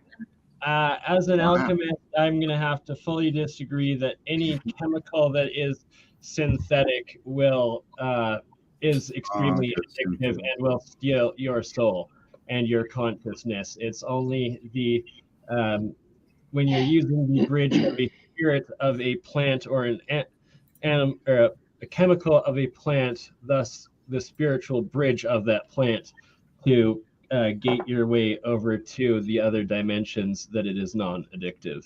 Oh, it's still mentally addictive, but I mean, like with withdrawal and all that, they try to increase that factor. Mm. Anything that's synthetic isn't good for Oh yeah, they're adding fentanyl to it. Yeah. That's what I mean. It's written in a book, isn't it, by Rockefeller? Like, we're going to introduce plastic, and he said, and in the end they'll be eating and wearing plastic, and literally, people are. Mm. You know, you see that, that sliced cheese stuff that they sell in wrappers. It's just plastic. Yeah. It's not cheese. And people, and polyester. It's plastic. It's all this. And this is the whole thing in the end. These are all, they're false gods, right? Trying to create their false reality that they can bloody rule. Just like our water table's poisoned with C8 from Teflon, and like everything that's waterproof in the world is Teflon. 80% of the world has Teflon poisoning or C8 poisoning and doesn't even know it. Like, if you handle a lot of thermal paper from like receipts and stuff, that's covered in it. And anyone who's been like a teller at a gas station or something, they definitely have C8 poisoning. And it's crazy how much of it is in the water tables all across the U.S., especially where I live, where the DuPont plants are. Yeah, well, I saw someone talking about car tires. Car tires wear down, right? Where do you think all that plastic goes, all that rubber? Yep. It just gets turned to dust and floats around, and people breathe it in, and it goes into the food chain. And yeah, that's why this structured water is important. It gets your body back in balance again. So that helps clean out the crap as well, doesn't it? Because it's literally restructuring your body to those same frequencies, isn't it? Yeah. Why people say grace. Bless the food, bless the salt, bless the water. It's you're connecting your consciousness with the water. That's why they call it holy water, right? Well, exactly. I mean, it's Dr. Emoto, right? Intention. Yeah. And like the Indians used to put it in copper jugs and pray to it for a few days before they drink it. Yep. Like the Chinese Qigong, there's been people recorded living 250 years, like in our lifetimes. I can't remember the example that I saw, but there was a newspaper article where they found out after the guy died, he was 250 and he was lying about being 100. And he had like 10 wives and 100 kids or something at that stage. Yeah, that was crazy. Yeah, I remember that story. And there's that one of the monk, the statue of the monk meditating, and they took an X-ray of it, and it's got a full human skeleton. Like, it looks like there's a person in there. Wow. They don't know if there is. They don't know if it's alive or, it could just be meditating, right? Yeah. Who knows? So that goes to show that you can reprogram water. You can put your consciousness in the water. Yes. You pray to your water before you drink it. You'd be surprised what it does to you. Like the structured water, if you sit there for about 15 minutes and put all your good thoughts of good health and well-being into that water, and you drink that water, guess what? That's going to start healing your body. There is real science to this. Yeah. I'd like to know the science behind when you have a Reiki attunement, like exactly what is being done. Because between my first degree Reiki attunement and the third degree, like you could tell the difference in the energy output from my hands. Like I wasn't able, people couldn't really feel it at first, and now it's like you can feel the energy coming off my hand from roughly this far away if I'm concentrating on it. Well, that's the symbols as well, right? The fractal symbols that they give you. Yeah. And that's what they are. They're the same. They look the same as the Dr. Emoto stuff and the cymatics, and it's these, because I think they just represent frequencies, right? So I guess when they give you those symbols, that they're tuning your body to a higher frequency. I can see that. So you're more in tune with the field. I just didn't know if maybe something biologically changed, or if it was just the field that my body was tuned. Every molecule of water in your body would change. I didn't think about when you watch the Dr. Emoto stuff, and they get the polluted water, and it's all just crap, and then they pray to it and put good intention, and it turns to this amazing geometric form. I heard an interview of Bruce Lee before he died. He was talking to, I forget who the guy he was speaking with in the interview, but he started talking about water. You have to be like water. Be like water. And and water you flows. It's on YouTube. As well. Sorry. But yeah, Cam, moment. totally right about the field of the water, and that it changes all of that water fields within yourself and your 85% water. And Keshi especially teaches it's all about the field interactions, and that when you're creating this structured plasma water and taking it in, you're literally, so it's like if your energy is like this, right, your field, and then you're depleted down to here, but you drink that water, it puts you all the way back up. So it's like you have your full aura again, your full overall energy of all health, so that you're in tune with everything. And then anything else, the fields just deflect off of you because they can't penetrate into you, because your energy field is up and it's strongest. Yeah, you're balancing your natural frequency. And that's what the water does. It balances your natural functioning frequency, because you get exposed to all these cell phone towers, electromagnetic emissions, all the dirty power that's coming off the power lines. It messes with your body. It does so much damage, and you need something. You need something to get your body back in line, and that's why I started with the structured water, because it gets my body back in tune again. It's a different way of looking at it. Like that. That's like getting your body, tuning it back to the healthy state and keeping it there, where the medical, society want to say, oh no, there's something wrong with you, we need to kill it. Take more of your energy away. I wonder if I've stayed healthy by using like my energy and intent to cleanse the water that I'm getting in my body from unhealthy amounts of Mountain Dew. Because that's literally Mountain Dew, mate. I drink, other than like way too much Kool-Aid in my Kool-Aid, so I don't have to taste the water. Yeah, I think you want to stay away from the sugar. I consume sugar until I pass out, and somehow I don't have diabetes, and I can't gain weight, so it's cool so far. So far, just be careful. You know what? Sugar is bad, and I'm a hypocrite, because I drink lots of coffee and I have sugar in my coffee. That's So, yeah. I try to balance with vitamin C. My one thing is sugar and coffee. you know, we're our own worst enemy when it comes to our health. Because if you stop taking sugar, you don't have to intake vitamin C. Your level of vitamin C is perfectly where it should be, like naturally, if you stop sugar altogether.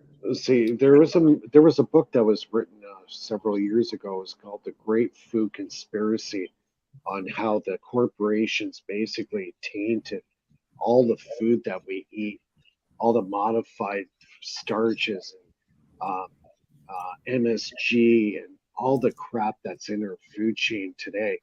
You know, if you go back, say, 150 years ago, none of this GMO stuff existed. You know, people lived healthier back then. There was hardly any, well, there was cancer, but not at the rate that we have it now.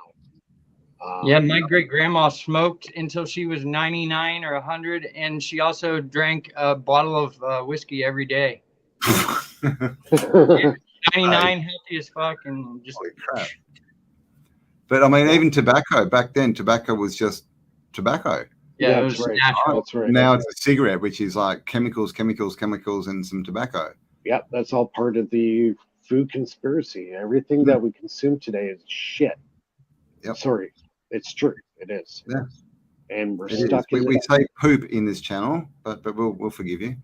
Sorry. Yeah. I've said F word a lot, and I don't even realize it's just part of my language, I guess. Oh, that's right. Kelly's on this channel. If you've seen her, she destroyed my non-swearing line. So, you know, everybody is in the same dilemma. You know, how do we protect ourselves? How do we stay healthy, eat right, you know, do all the right stuff to make us live? And we're just overwhelmed with all this negative stuff in the world. It's like, how do we overcome ourselves, you know, from all this negativity of food, being, you know, blasted in the face by electromagnetic emissions every day? It's overwhelming. It's like, what do I do? You know? But structured border, grow your own food. Yeah.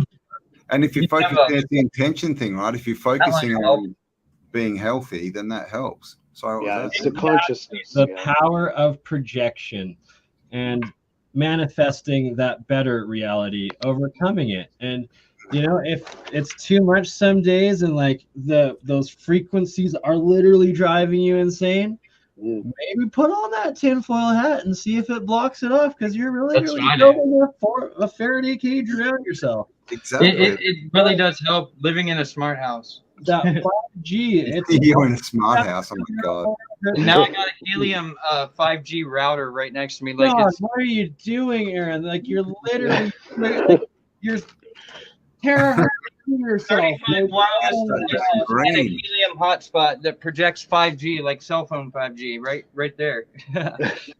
I was going to show you, but it's not able to reach me. That's the beauty too, right? See, and that's the problem.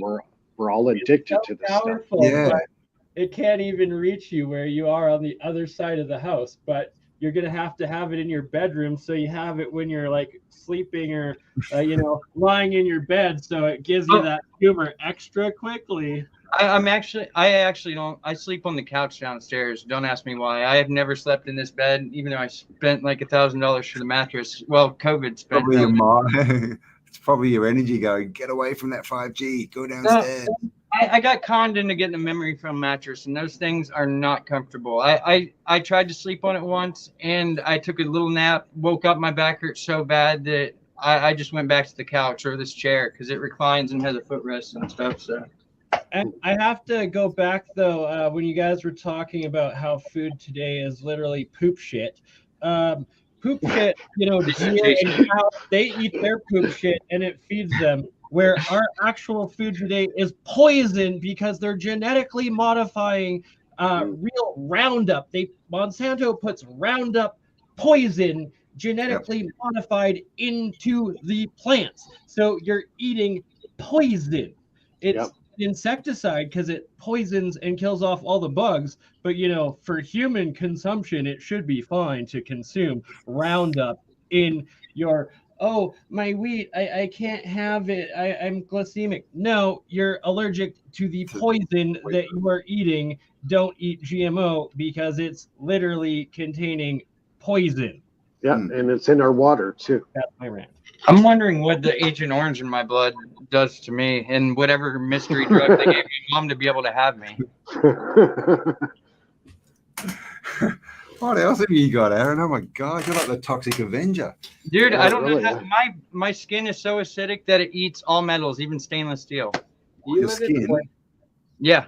Superpower. This necklace will be rusted and gone in like 6 months if I don't take it off. I swear.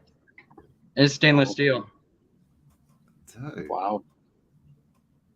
I think you might be like an X-Man. I thought I was a structured god water. until like Rusty. 10 years ago. I really did. You need structured water, my friend. I need water, period. Like We gotta Water, get you back in balance. I Yeah. just have always said, oh, there's water in Mountain Dew. Oh, there's water in the cherry slushy from Not Sonic. water in Mountain Dew. Not really. My blood types do. It's tainted. No. Yeah, there's water in coffee, but yeah, structured water, dude, and alkaline foods, you know, like sour fruits and stuff. Yeah, I'm sour sitting here fruits. eating candy. Clear out your liver. Anything sweet, yeah, try and we'll have to lock it away in a cupboard. No, China. know what all triggered? No, honestly, know what all triggered all this stuff with me is when I got liver disease. Did I you? got liver disease. Yeah, I got fatty liver syndrome. So that's from diet, fatty liver, It's yeah. from eating Not drinking. garbage. From Just eating eating crap, yeah. garbage. Yep. So that was a real rude awakening. I did not Yeah. expect that. And my doctor said, you know what? You got to start detoxifying your body. Why are you still smoking? Well, 'Cause we're he's our own feeding worst. I felt like I was a teenager when I quit. No joke. Energy level. Depends when you're smoking too. I mean, I know I've spoken to athletes, like runners, long distance runners, and they've told me that they smoke tobacco, not cigarettes, not the not the shit they sell you, but actual tobacco, The real stuff, yeah. the real stuff, and it oxygenates their blood and opens up their lungs, and they can run further and faster. I feel like that from vaping. I don't know. I don't believe in that popcorn lung mythology. Unless people are getting bad juice, but my juice is like as close to natural as you can get. There's even like there's not even like unnatural sugar. Unnatural sugar in Mountain Dew juice. Fructose. Huh? No. This. No, not the juju. Juju eyeball. I don't even like smoke weed. Like I vape it only now. Like I feel tons better without smoking anything. How do you vape weed? I'll Do you show buy you. oils or something? Like, do you buy THC oil? Yeah, Okay. we just got legal here like recently. First dispensary opens the 19th. I may or may not get my card. Depends on what legal disabilities they add to my my life for getting the card. When go around, and when they ask you for your V passport, just show them your. Well, I they're can talking see about you. taking licenses away possibly in the state of West Virginia if you get your vape card and all this other crazy shit, and making it so you can't get certain jobs. Yeah, So, yeah, they're trying to until they bring got that in here. sorted. I don't know. They're trying to bring that in Perth now. I think someone told me 2 weeks. And said, "Oh, what do you Here in do?" Ontario, when they legalized it here in Ontario, where I live, they basically just treat it like alcohol. If you're caught smoking weed while you're driving, you'll get the same infractions. You get a DUI. So far, it's the same way here. Yeah. And I haven't got a problem with that. You know, you smoke this stuff, don't drive a car. Period. Oh, yeah. It makes you a better driver. You're more cautious. You drive more attentively. Like, It's like alcohol, right? You can have like a beer or two, and you probably will be more alert. But if you have 5, then you're stuffed. can't And same with speak on that. weed, I was always designated drunk driver back in the day because I was the only one that could get everyone home safely.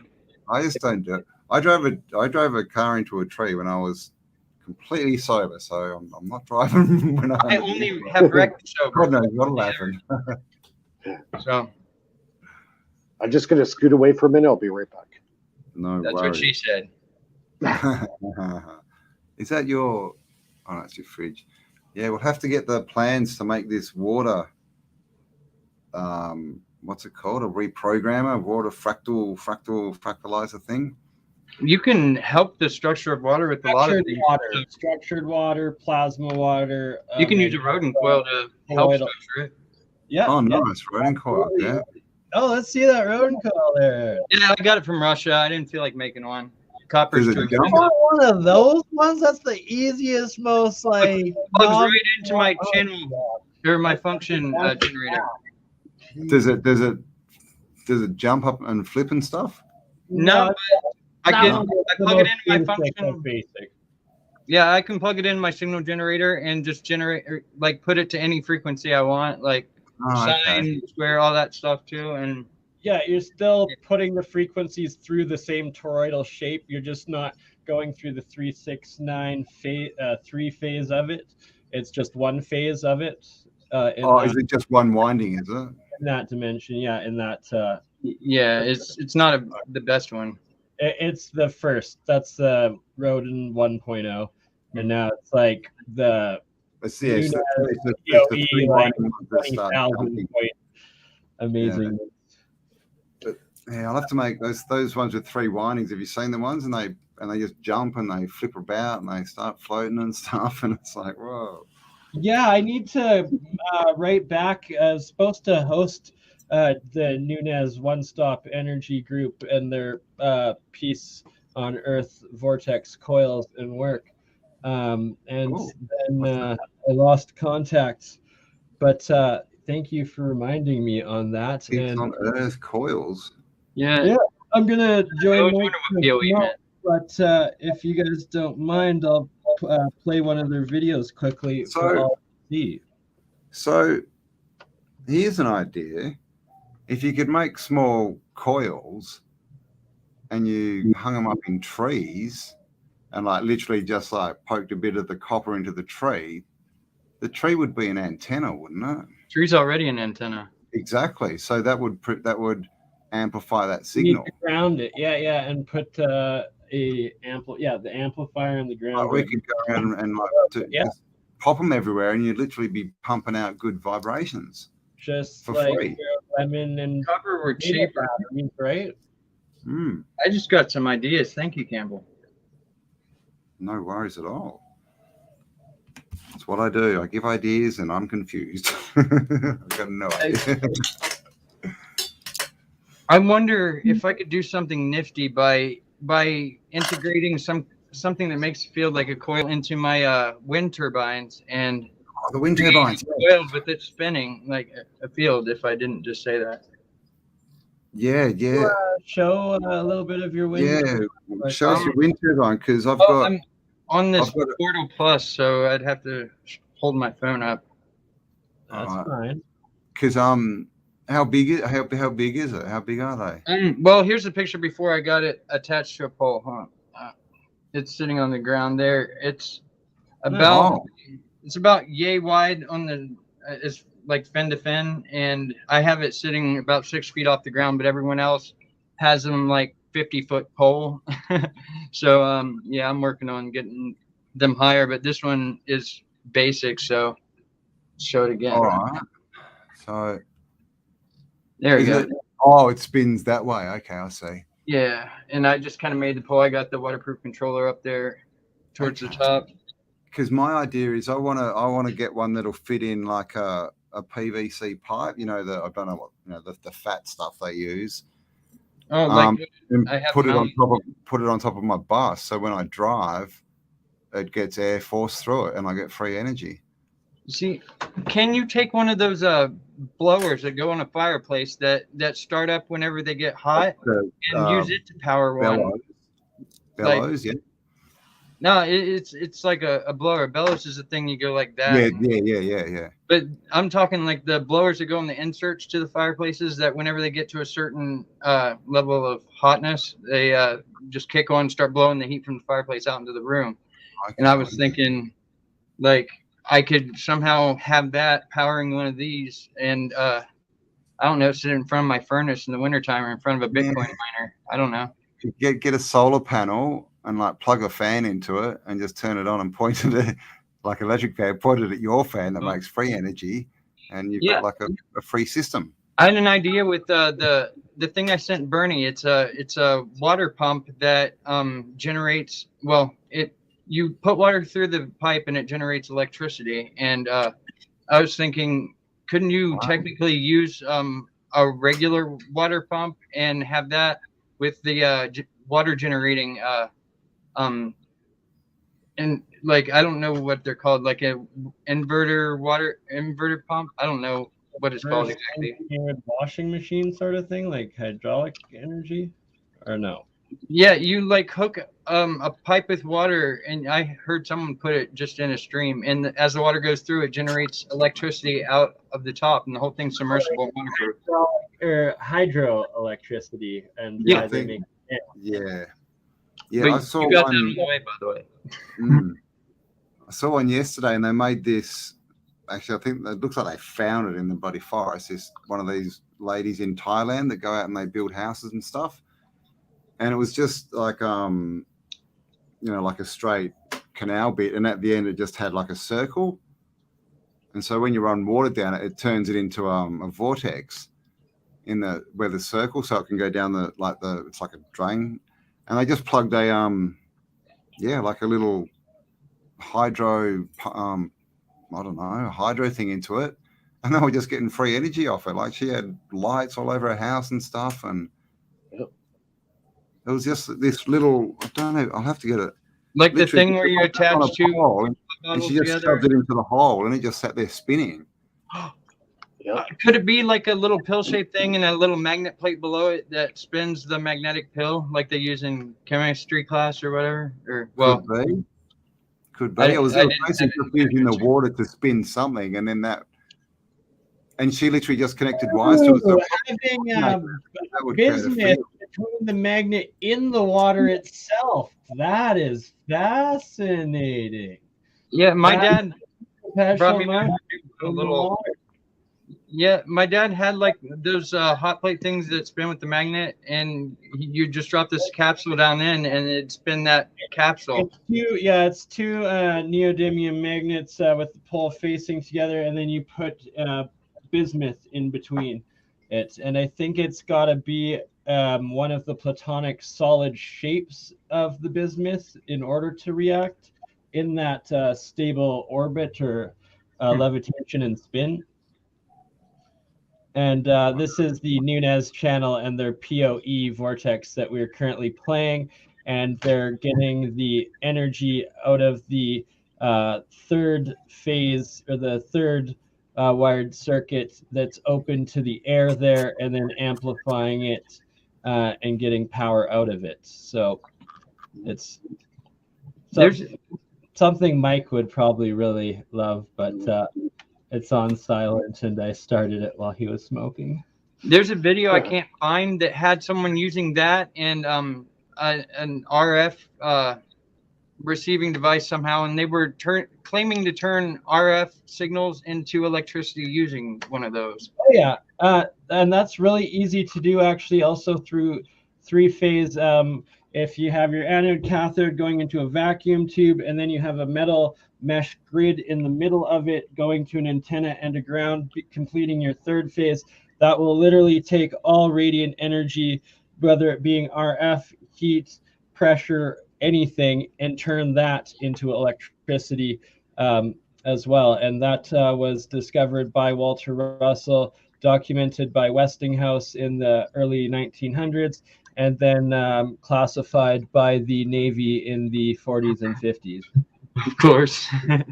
Could you use a dipole antenna, like a large one, in place of the mesh, whatever? Yeah, and then you'd be amplifying it even more. Yeah. I'll be right back. I'm gonna grab what I watch on local TV with. Mike, do you want to show us a little bit more of what you're doing with the transistors transducers and oh man, I can't even say it. Piezoelectrics. Yes, into the water machines too, because there's been a lot of requests on your structured water machines. There, let me. Yeah, we'll definitely have to do a show where we show how to build one. Well, you and me will have to replicate it there, Campbell. Indeed. Because I mean, the main thing is just a good stainless steel tub, right? An old urn or something. Yeah, I'm using a stainless steel pot that they use for brewers. Brewers, yeah. So food grade. Like, I don't know how well that. Ooh, So I got the piezos. I got the piezos there, where the blue is. I got 2 of them, and then I got my frequency generator, and that's right now I'm experimenting with a different frequency right now. 5.35 hertz, and the other one is 12 hertz, and that's supposed to help if you have, like, say, bronchitis and lung infections and stuff like that. Because I've had this cough for the last couple of weeks, so I'm trying to fix that. Program the water with it, yeah, right, cool. Yeah. Because that's similar to a Rife machine as well, isn't it? That pump it's a signal generator. Yeah. So. I'm going to send you my PDF on 320 kilohertz from Russian scientist mission. So,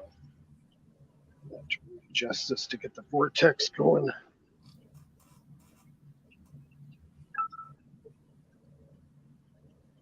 So I got the water constantly spinning. That plate at the bottom is copper. So if there's any pathogens in there, it'll neutralize that. And then at the bottom, that black thing there is got the neodymiums. So it's neutralizing the water. And here's where I reprogram it. Oh, in that tube, yeah. Yeah. And then it goes to the filter, and then from the filter back in the tank. And so it just keeps cycling constantly, yeah? Yep. So I'm thinking about making and selling these. Well, I mean, at least like the plans of how to put it all together, you could do that. Yeah, you can get it still really cheap on banggood.com. Like, they're like $20 for that whole still right there. Yeah. Yeah, right. That's such a naughty name, Banggood. Blame China. Yeah, no, right. It's like the Chinese Radio Shack. So right now I'm pulsing. Electronics, yeah, right. So right now I'm pulsing the power into it. What do you got? 5.35 hertz. Yeah, and the other one, the second channel, is 12 hertz, and a 50% duty cycle. 12. Okay. That's for lungs. So if you want to get your body back into tune, the channel 1 would be 528 hertz, and the second one would be 432 hertz. And there's a list you can get on the Spooky 2 website. You can download. It's a free download, and it gives like over 200 different health problems. And yeah. And so how much is that frequency generator worth? That one there is $100. $100. Yeah, $100 Canadian. So you reckon what, $150 or something to build that whole setup? I got mine used for like that. Mine, I would say, respectively, is about probably about $200. $200. But still, I mean, the ones that they sell, because they are selling things, I mean, probably not as good as yours, and they're like $600 or $800. Yeah, my function generator was like $300 new, and I got it used for like 120, and it's way crappier than yours, man. Yeah. So it's hard to put a price tag on it. So, priceless. Your time, right? No, exactly, right? What price can you put on health? There was a question on whether Mike's process is for colloidal silver. His is more on the structured water aspect of it. My electrolysis, I do the colloidal silver, colloidal gold, monoatomic silver, monoatomic gold, and we'll be doing a couple episodes on how to do it yourself. Yeah. And I think we did a half-ass version of it over the first several episodes. Yeah. Did if you go back. We'll get organized this time and actually do it like A real presentation. So yeah, it'd be good to get like a list. This is what you need to buy. This, and then do a proper step-by-step video on it. Don't consume blue, green, and don't drink the blue and green water. Kool-Aid water. Yeah. If it looks like Kool-Aid, don't drink it. Yeah, exactly. White snow only, right? It's got to be white. Yeah. Well, unless you're following a bunch of reindeer and it's near Christmas and you want to have a good night, that's when you eat the yellow snow. And I'll send you my research from the Russians on 320 kilohertz later. I can't find it on. That's the frequency, is it? 320? 320 hertz. There we go. Sorry, my stuff froze up for a second. I think my mom's watching downstairs. Latin root corvus. Oh, wait, she's watching us. Oh, yeah. Better stop swearing, Aaron. Dude. It's okay. His first episode, he was flaunting air guns, trying to get himself swatted. Yeah, now I just got swords all around. No offense. Nice. I need some more swords, man. Someone bloody broke in and stole my swords. I got kicked off Facebook for 30 days because this was in the background of a picture. No, yeah, don't have it on. What the hell? It's a gunblade from Final Fantasy VIII.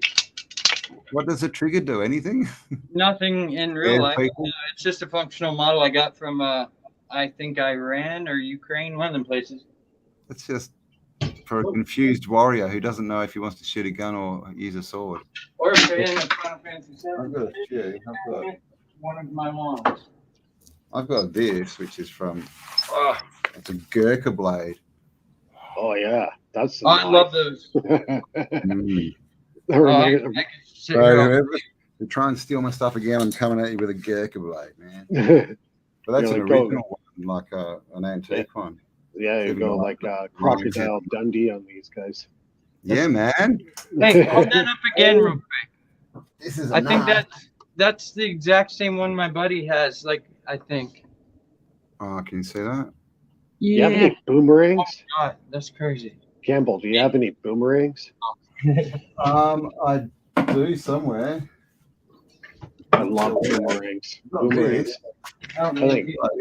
See this one? Oh man, I think boomerangs are the best. And then, oh yeah. Haha. So yeah, I've got a few little, but it looks like a nice little piece of wood. So, but they're all antiques. I like that, but they're all antique stuff from different parts. I like old antique guns. Yeah, I like the antique stuff. I'm not really. I've never shot a gun. Problem is, I don't have the room here for it. My 50 caliber air gun is all I have gun wise. 50 caliber. 50 caliber air gun? Yes, it started off as a legal paintball gun, but now it shoots almost as fast as a 22 long rifle. So now it's pretty damaging. I've done like 7 upgrades from Germany to it. Whoa, dude! I can run and grab it if y'all want to see it. It's kind of neat with the barrel extension. No, I don't think you should do that. You can check out my Facebook if you want to see it. How's that? Get a shutdown. Get a shutdown. Oh my God. Oh, actually, I demonstrated on YouTube. Oh God, I forgot about that. Hope I don't get a shutdown. My antiques. It's just a paintball gun. It's legal to own. Yeah. Who knows? Oh, it's considered airsoft, actually, somehow. Until you get swatted. Anywho, this right here is pure monoatomic zinc, copper, silver, and gold. All 4 of the metals properly turned into the monoatomic plasma state and then combined, and it's been in this this ball here for about a year. So it's like if you reduce the monoatomic pure metal plasma elements properly, it will forever stay in that single atom white plasma state. So how do you extract the gold out of it? So I used gold anode and gold cathode and turned a portion of it into this pure white. I used zinc on zinc, I used copper on copper, and then I harvested them and put them all into this. I also have just pure monoatomic gold, just pure monoatomic silver, just pure monoatomic copper, and different reactions, right? But it's like as soon as it starts turning blue or orange, for instance, this one right here, this is copper on copper that has oxidized, and it's nothing changed other than the current going in. And instead of it being the pure white monoatomic, you're creating the oxidized particles, which then are poisonous and give you that heavy metal toxic poisoning. And it was in Sir Isaac Newton's alchemy writings that I first learned of the pure white monoatomic elements, and he states as an alchemical law, all elements can be broken, or metal elements can be broken down into their most basic, he calls it mercurial form. I interpret it now in our new age as molecular form, in that monoatomic state. That's cool. Wow. Anyways, guys, I gotta head out here. It's almost 2 in the morning here. No worries. How can we always get you in the middle of the night? We're gonna have to change this. I useless and delay him for hours. And you're available now. That's the one positive out of that. Yeah. Get my daughter to school tomorrow. Oh no. Yeah. All right. Well, we'll let you go. So next time, yeah, we'll have to start earlier, Bernie. Definitely.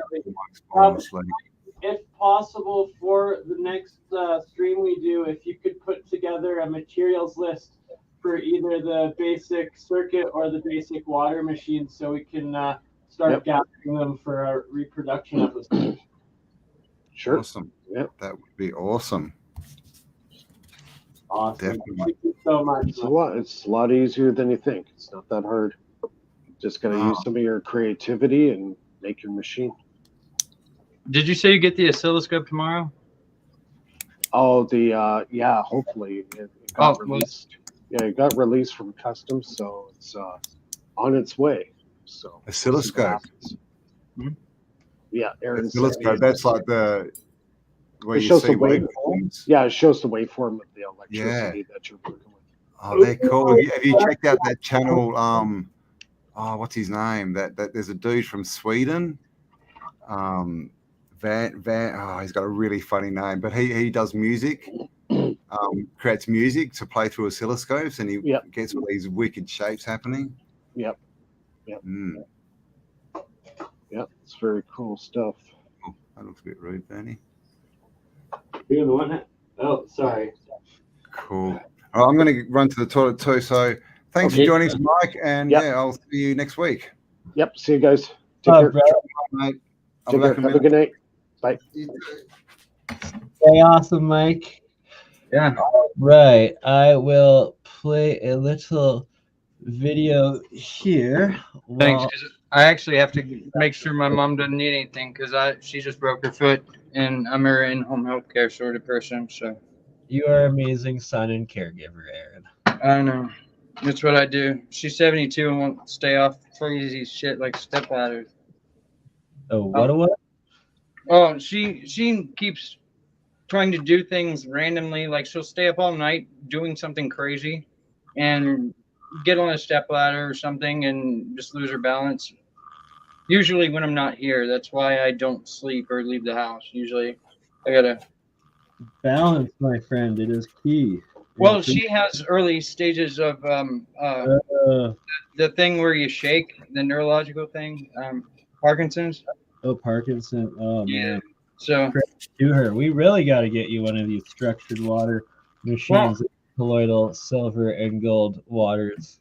Check it. I got a mission coil, but it's been turned into a giant staff that does the whole room. I got it coming in from Russia right now, and I'm gonna see how that does, since she was able to walk the day after her hip surgery with just the coils I do have now at 320 kilohertz. So, and after this fall, she's been recovering quick. It's just she didn't even go to the hospital this time. She probably should have, but I mean, what do they really do besides pump you full of drugs and make sure your lungs aren't punctured, things like that? But I can do all that. I don't know. Anyhow, I shall return myself. All right. I am just looking for a very, very special video of a type of photoluminescence, but it's photoluminescence happening in, so your star in the jar cavitation in water where the bubbles are producing light by the frequency you're putting in, but it's one where it's going into colloidal silver electrolysis, and it's happening in the center of colloidal plasmoids. And well, it's just something you have to see for yourselves, and something I need to reproduce. Where?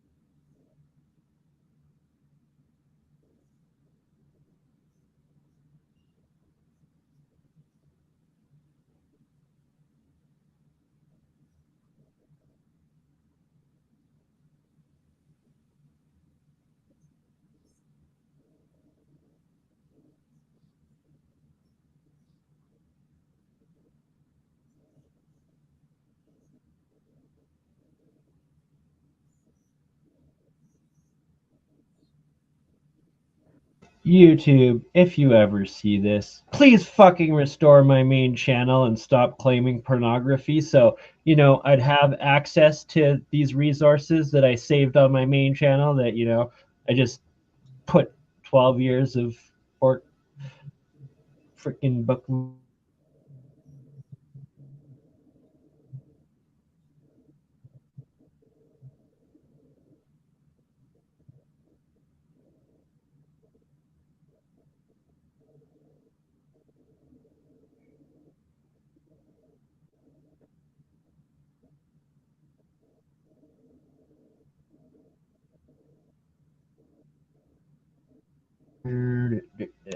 Okay, well,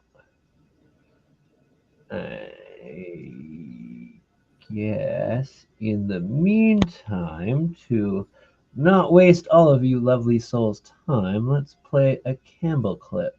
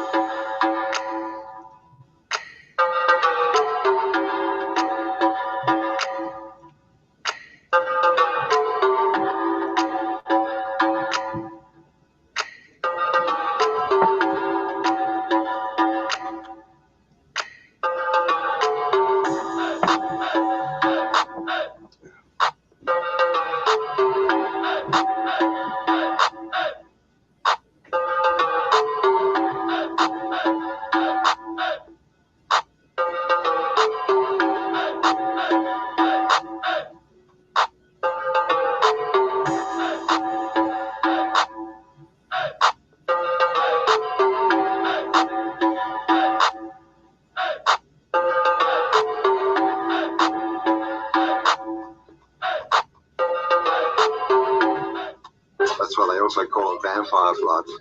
Because it doesn't reflect in a mirror. It's scared of garlic and attracted to gold.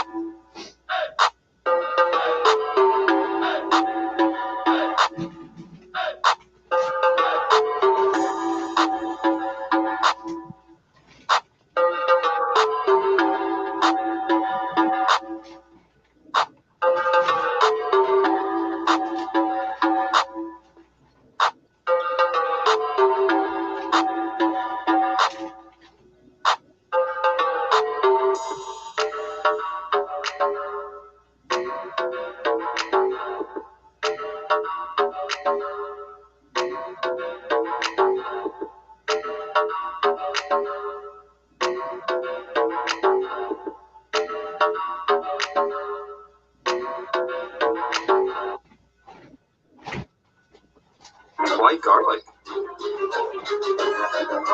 Yeah, I don't know, but I think it's something to do with the acids in it. It must be.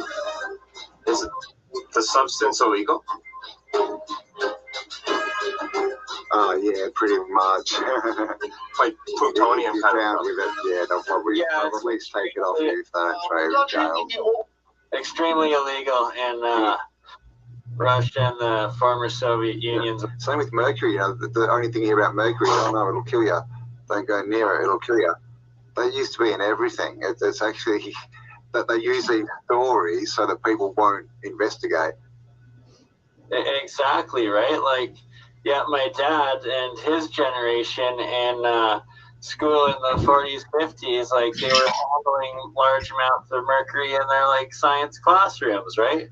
And they never had mercury poisoning or anything of the sort. It's when it's oxidized and in the small nanoparticle state that you absorb it, and it can accumulate and become toxic. But any metal just in its metal state is not toxic at all, or in its plasma state, then it's not good for you if you're needing certain plasma fields entered into you.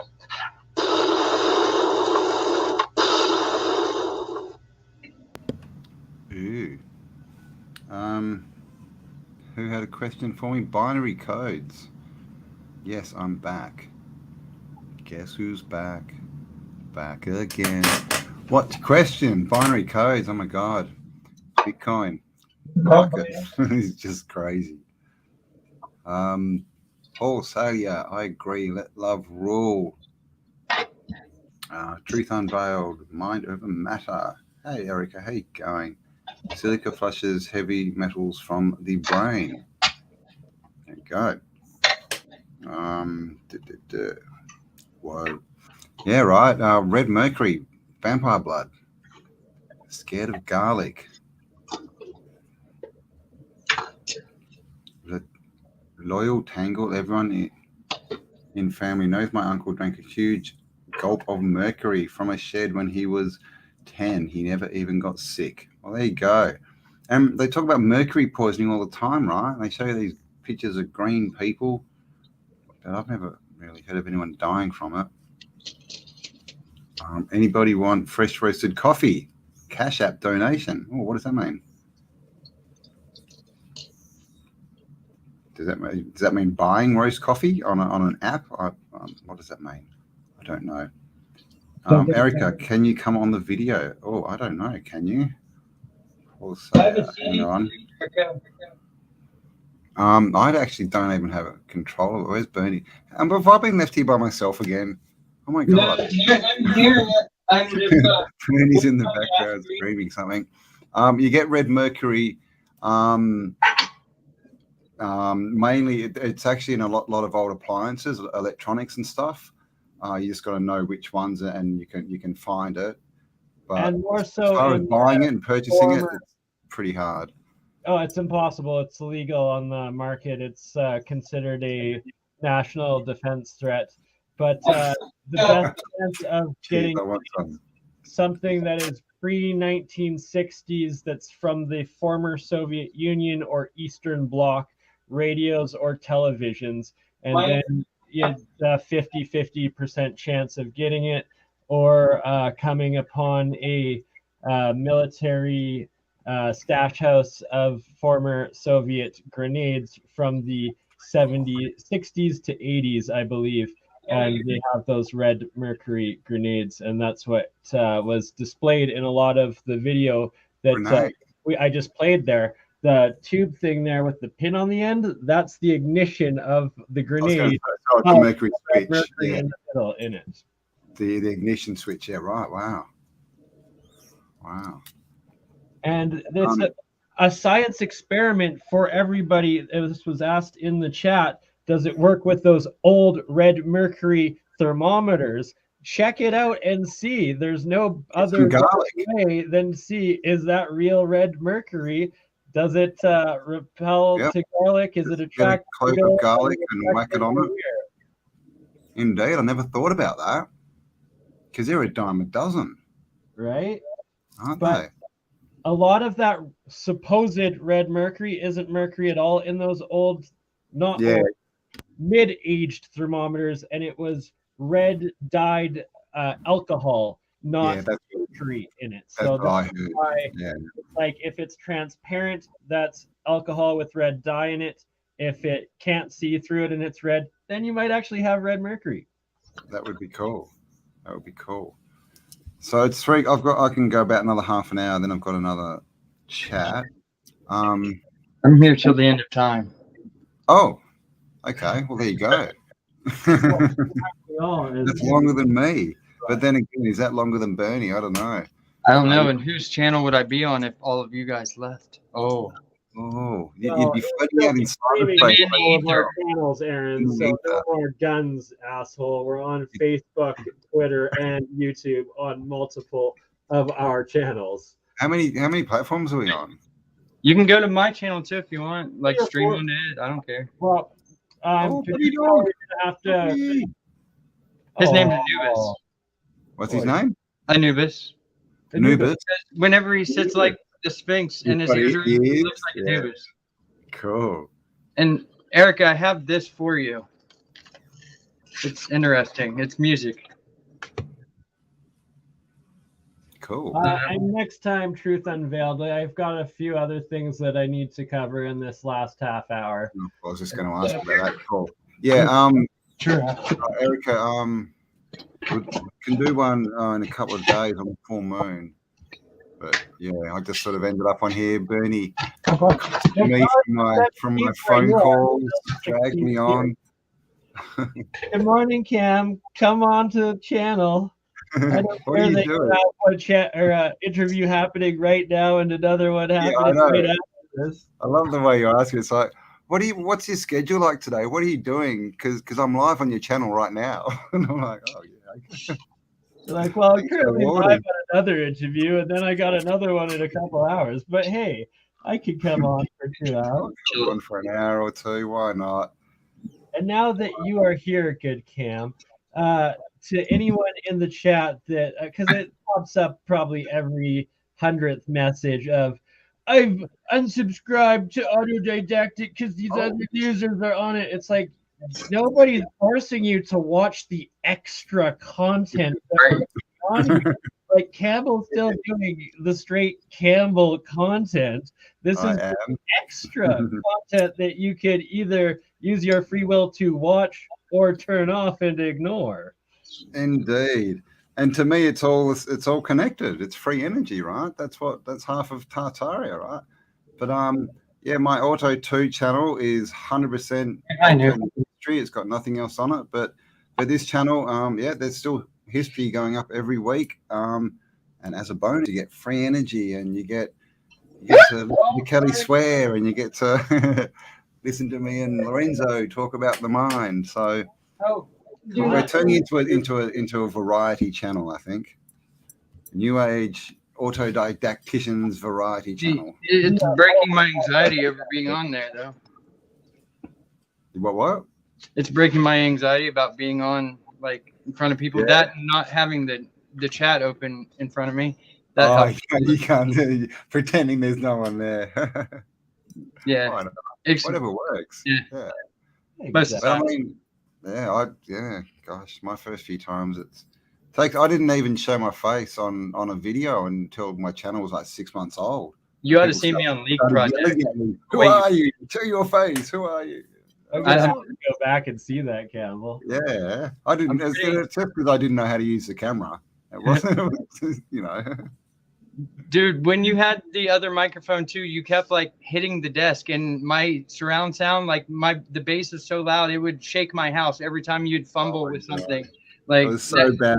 And I had an old mouse, and every time I clicked, it would go click, and like somebody got so annoyed they sent me a like clickless mouse. Aaron that sent it to you.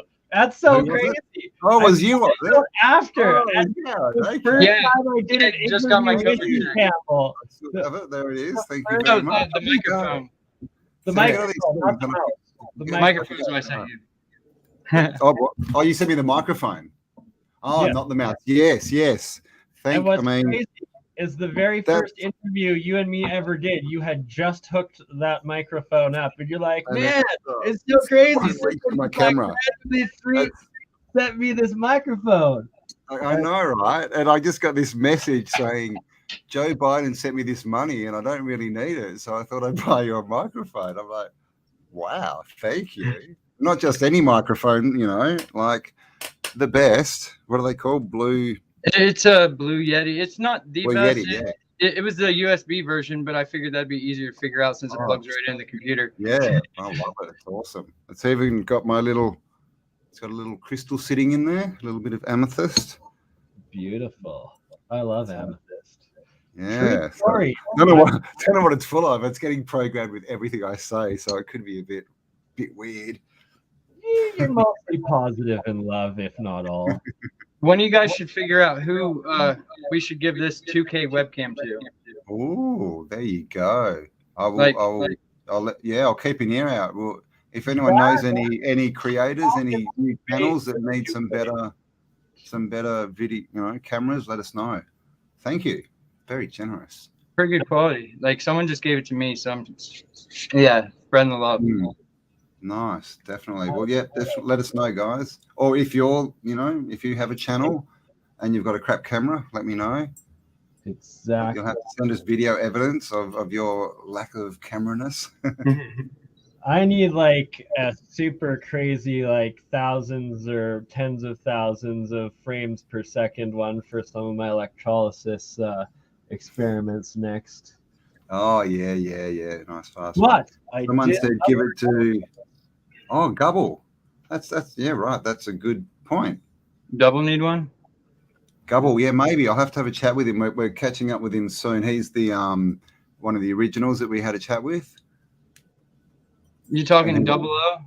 Oh, no. He's like an Australian original, and he wants to go around and interview all the elders because they're all out in communities, and a lot of them are too old to travel, but they want to get their message and their stories out. So we're going to do another one that I think that what did we raise? I think we've raised about $8,000 so far for Gubble. So he'll be getting a car soon, and we'll set him up, and he's going to go around and document all the old stories before they get That's lost. Amazing, Campbell. That's awesome. I know, right? Game time, right?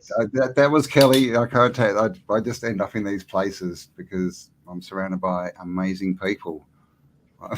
We all are. It's a beautiful. We all are. It's I got one. I end up in these places. Oh, what do you got? Is that a GoPro? It's like the knockoff version, but still the same. Still good. High quality. So I'm gonna do some reactions with that one and see what we can Nice. I need to get a video camera. Mine's, I think it's even bloody Microsoft one I've got. I don't even want to say that. It's probably recording everything I'm doing. Mhm. But I want to get like a video camera as well, so I can go out and One of my cameras is the Xbox One Connect, and it randomly turns itself on and off, and that freaks me out. So I don't leave it plugged in all the time. I just use it to log onto Windows by my face and shit. Wow. Actually, also, if anybody needs another camera that's for PlayStation for doing some streaming or something productive other than video games, I have an extra PlayStation camera. So, It actually works well. I used one for a while. so you can stream through a PlayStation. Yeah. Are they internet access? Not just that, Campbell. Now with StreamYard, we can also be streaming to PlayStation and Xbox as well. What? Oh yeah, I'm guessing PlayStations have changed. I remember them as little like grey boxes with a circle in the middle that popped up. Is that old school now? Is there a way to integrate Streamlabs with StreamYard? Nope, completely competing. Probably not. Yeah. So no Twitch streaming from StreamYard. I think, or no, yeah, Stream. Isn't that a keyboard thing? Yeah, no. There's two. So which one did you say? Streamlabs. Well, I use Streamlabs to go through Twitch. OBS Labs. No, Streamlabs is a ripoff, and like there was something that just came out on it. CoffeeZilla did a huge expose on it, but they're basically just a giant scam Ponzi fraud that steals everybody else's open source software, claims that they are part of OBS labs and whatnot, but they have no affiliation, so they've been ripping off other companies' names and then other companies' codes, and then just making huge profit off of it because they're one of the most expensive to use. Yet everything is stolen. Apparently, I don't know. Everything froze, so I missed part of that. Like my stream is sucking right now. Like ever since I got on, like it's been like randomly freezing. I don't know if it's just on my end or if it's freezing. You've been fine on this end. He was just saying, what was the name of that one? There's a new streaming service, which is... Yeah, I didn't hear which one you were talking. Was ripping them off. What was the name of it? Do you know? So Streamlabs, and then there's like OBS Labs or something. It's like the Streamlabs OBS is the name of their desktop. Streamlabs desktop. OBS is its own separate company. Streamlabs took the name OBS to impersonate OBS after taking and stealing their open source code, and then added OBS to their name to give false affiliation. And then OBS is free, and then Streamlabs charges money. So people thought they were like giving OBS money, but no, it's just some greedy fuck that has stolen everything. I just use the stream or the free version so I can put the layouts on the screen and stuff, like for the game streaming on Twitch. I just use it to forward to Twitch. I don't pay for it. Otherwise, I could do all the same streaming as StreamYard, but yeah, I don't. Yeah, I gotta be on the Twitch. That's the next thing I'm figuring out. Twitch and TikTok. Dude, I love Twitch. Like, that's what I've been using for game streaming and everything else. And there's all kinds of weirdos on there, but it's nice. For all my sound. Really? Someone breathe for 2 hours. Lots of pink and blue hair. For sound engineering aspects, for musicians, DJs, and actual producers, Twitch is exponentially better than anything else because it actually gives you control of the sound engineering aspects of what you're doing. Oh, really? Yeah. Right. Yeah, there's mixers. You can do layouts on the screen and little tip jars. Customize every aspect of it, That's like the graphics. Okay, Nas, this is a common misconception. Streamlabs is an extension of OBS. Extension of OBS. OBS is its own separate entity. Streamlabs is its own private for-profit entity. Streamlabs stole OBS's open source code, used it themselves, charges for it, then added the OBS into their name to create this false affiliation where they have nothing to do with OBS. Look into it further. Look into CoffeeZilla's on it. He does a much better job. I'm just repeating from memory. Sounds like someone just shot off a shotgun outside, but I'm uninstalling Oh, in mercy. that honor. Like, God, you it's convinced not me I'd install it. I'll just use Twitch straight up. StreamYard has a free level, just like a StreamYard has a free level, but then there is the paid services. Yeah. too. Oh, how much Oh, did you need for StreamYard? I keep asking that, and you never answer. Oh, I think it's like What is it? 20 or 30, yeah, something like that. I think it's 25 a month if you pay monthly, but then it's like 20 if you do all at once. I don't know. I gotta figure that out. Let's see what I can pull up Wednesday. It's cheaper when they do a free month accidentally. For the month. I've been contributing to damn near everyone else, like in this little project. I mean, in some way, I gave you the mic cam. I feel like it's only fair that I help you stay on, man. Like, have your thing. I'll pay up a couple months or something. I don't care. Oh, thank you, but Dude, that's very generous. But we should be getting free. We should be getting the next 6 months free because they just, I don't know what they did. They've stuffed up completely. We've got one running, but Bernie's is still down, and yeah, I don't know. Anyway, but we'll get there. Like, yeah, if you guys ever want to stream key from my channel, let me know. We will. Thank you. Okay, how about paying for mine? You just pay for your own, so then we. Are you a Bitcoin millionaire, Aaron? Is this what's going on? I mined Bitcoin for a while, but I haven't got that much. Yeah, I got. Yeah, I saw. Did you see that stream yesterday from the moon, Bern? Which one? It's called A Day in the Life. It went for like 4 hours. I saw a bit of it. No, I did not. It's worth a watch because they're just sitting around just talking normally, and holy dooly, man. Just straight Those money. dudes, yeah, they just like going, oh yeah, my mate just bought a yacht for 50 million.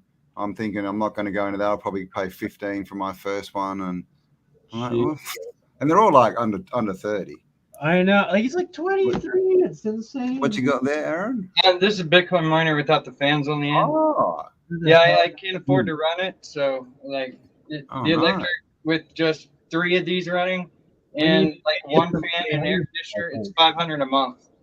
Yeah, and that's less than you make from mining, is it? No, it's what I make from mining plus $20 on your Bitcoin miner, isn't it? How much? I only make $20. Oh, you only make $20 for that 500. Okay. No, I make what I spend on electric. $20. So and it's not enough to get you free electricity, so then it's all profit. But you see, if you wait 10 years, you know, that could be $200,000. But he has to pay for the electricity.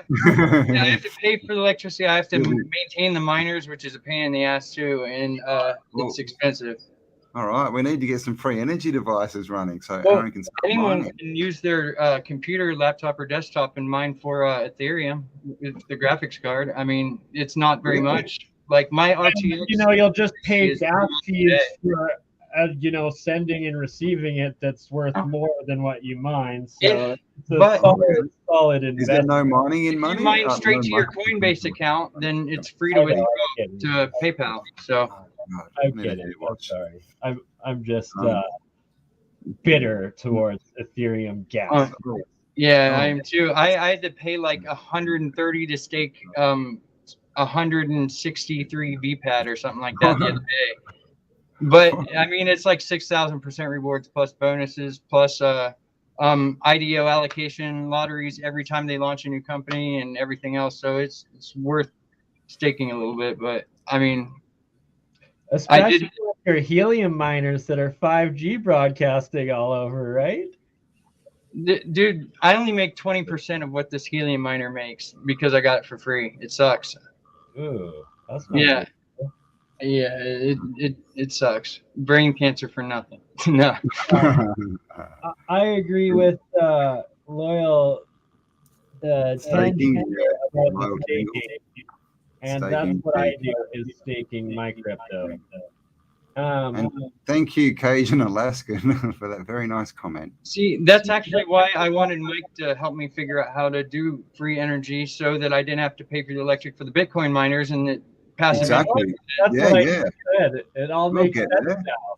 You're Yeah. investing in us because it's an investment for you. Well, my other idea is like to put those spinny, you know, like fan generators in downpipes. So when it rains, you get free energy. Or just in a stream.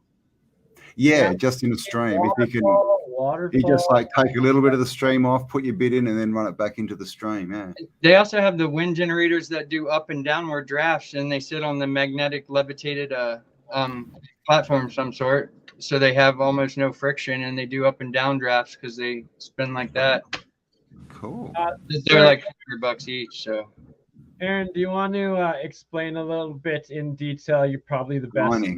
technical of what is crypto mining, and well, It's the same as mining, really, isn't it? You get a rock and you hit it, and it turns into more than one rock. basically, the miners they use modified graphics cards to go through the data that's out there on the internet, and whenever it recognizes something that is like the string for Bitcoin, like it starts basically, I don't know. sorry, no, I I'm don't know. terrible at describing it. If I'm machining, you plug it in. your computer processing into computing the algorithms of the process of this proof of work crypto. So your computer is doing some of the calculation and running itself in the verifying of the crypto, and then you get a little, or the blockchain, and then you get a bit of that crypto in reward for doing it. Wait, so are you you talking about the computer version or the actual Bitcoin miner, the ASIC? Because I was talking ASIC miner. Like, I don't know. I'm confused. You said computer, and I got confused. There you go. I thought mining was literally breaking apart the Bitcoin, because you know how there's so many Bitcoins, but they have the halvenings and that, so they have to doesn't each Bitcoin become more fractions of a Bitcoin? That's when you visible. So they're literally picking up the straggles, the lost Bitcoin and things that are floating around out there. Is that what it is?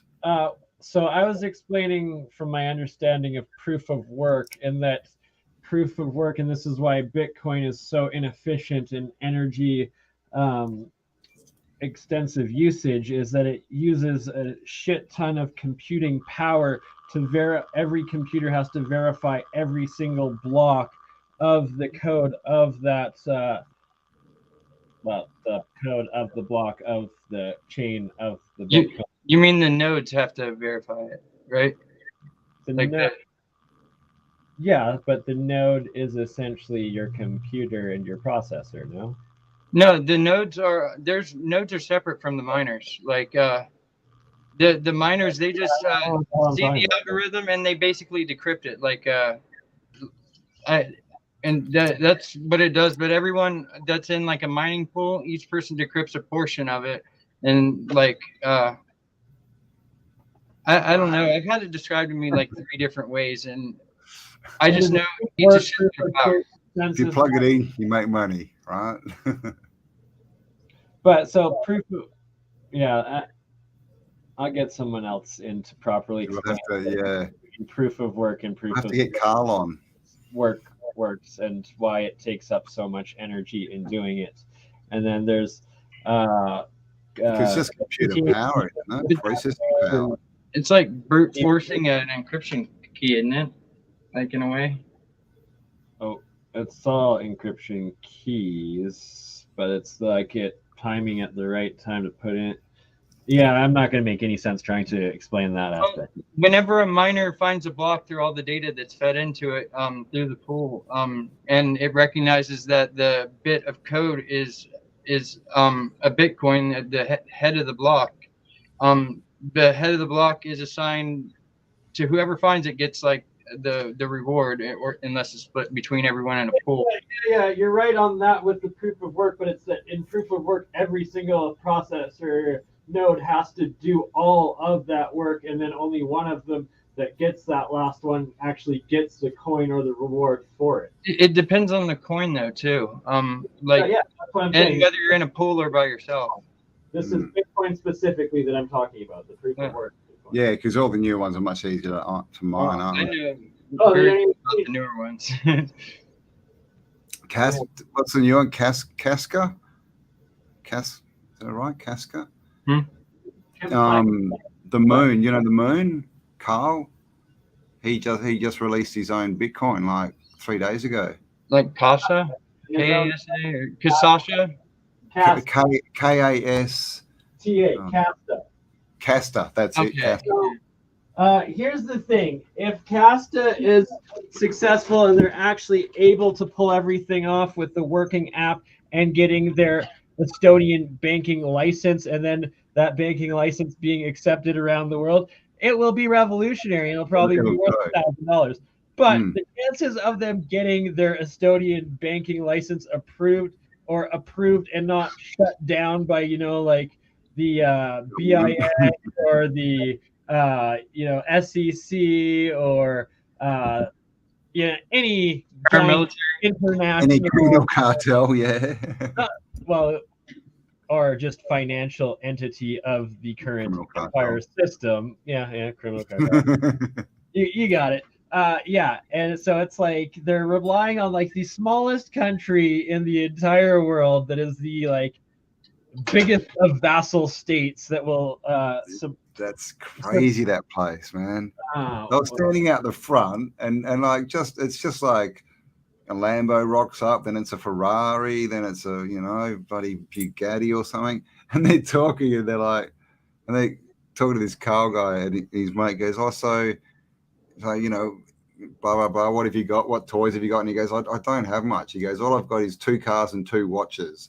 He goes, what cars have you got? And he goes, I've got a Maybach, a Mercedes Maybach, and I just spent $2 million on a Bugatti. Sounds like the dudes that run V-Launch. And he's got 2 watches, like one's 150 grand and one's 90 grand or something. And the dude's like, how old is he? 24 or something? He was working in a grocery shop like 4 years ago. He was literally in a grocery shop filling bags and stuff and checkouting. And now he's richer than I thought he was. I thought he was worth a couple of million. That's his own private jet. Like, he owns that jet. It's insane. They were talking to this dude, and he's sitting there, and they're like, so where'd you, blah, blah, blah. And this guy made $100 million in 4 months. He started with $5,000, turned that into $1 million over a few years, and then invested all of that into a crypto and turned it into $100 million in 4 months. It's just like crazy. And they're just sitting there, they're all like bloody 22 years old, man. And it's like if you help Dodge before Elon put in his money. So this is essentially how it works. It's like the original Dodge coin had like $200,000 or $20,000 in its pool of that trillion coins that it was, and then Elon came along and put in his billions of dollars, so it's now billions of Elon's plus $20,000. So anyone that had contributed that small little 20,000, my numbers aren't necessarily, but just for scaling reference, it's like there was 5,000 people that put in that 20,000, or like 100,000 people that put in that 20,000, and then he put in all that billions, and then it's like that's how people that held Dodge ahead of time got that 10,000x gain, and it was just by one massive movement going into it. It's simple. And then it dropped back. Like I saw this one girl, and she said, she lost $1 million in a day. She basically, you can also do that, like 400 grand to like 1.5 million, and then back to 400 grand in a few days or something. I started to get addicted to gambling. Like, why didn't I know? But it's just craziness, man. But there's money to be made if you're into it. Hey Bernie, do you have any good experiments I could use this big sheet of copper on? A millimeter and a bunch of 0.5 millimeter sheets coming in. That'd be good for that is exactly what is needed in the HHHH fuel cell. What used to be called HHO. It's actually 4 H's of hydrogen bond. That is the plasmoid. That is the Brown's gas that will give you that over unity. And it's essentially how Stanley Meyer's device work, is you have extremely large surface areas of your anodes and cathodes exposing that electrical frequency, causing the reactions of the electrolysis, but you need to have those sheets very close to each other. This is what Mike was discussing and closing at the very beginning of the video. And then if you have the plates really close to each other, alternating between anodes and cathodes, or positives and negative plates, with under a centimeter, or you want to try to get it as close theoretically to a Planck's constant distance, but like a millimeter or a centimeter between them, then they won't turn to the hydrogen and oxygen. Instead, it will just produce the plasmoid HHH Brown's gas up, where otherwise the H on the cathode and the oxygen on the anode, the plasmoid hydrogen compound will stay dissolved in the water if they're too far apart. You lost me at Planck's constant. It's very small. A Planck's distance. In our measurable and physical universe. Yeah, it's the shortest. Yeah. Planck at PLN. PLANCK. PLANK, I think it is Planck's distance. Well, I didn't know what Mike was using when he had his plasma globe, and I just assumed it was something metal. I didn't know it was just like silicon, like breadboard, like for chips or whatever to make circuits. So I grabbed a bunch of cheap copper plates off of Banggood, and you got that good too. Okay. I have to go check this place out. Oh, I got this stuff from Walmart.com for $20. You could make a pyramid. That's always good. I may have sent it to Bernie and not realized it. I have a little copper pyramid somewhere around here. Oh, here it is. Trying to see my impression? Trying to see my impression? Look, I'm Alistair Crowley. Sorry, someone will screenshot that. Oh, wow, that's almost the same. But yours is cooler because yours has got inscription bits. Mine came from India. Oh, wow. I didn't go there, but some guy in India made it, I guess. This is actually the cap for like an actual like 1.5 meter wood pyramid. Nice. I know. I'm Alistair Crowley, Bob. Yeah.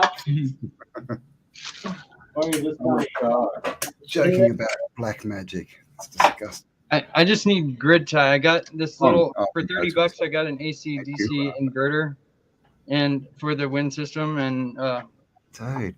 Actually, I mean, I've actually got a massive pile in the corner, but it's all bus stuff.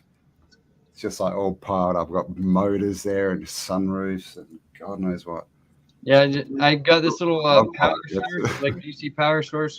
That's the problem these days, man. When you make a bit of money and you go online, there's so much cool stuff to buy. It's just like, click, click, click.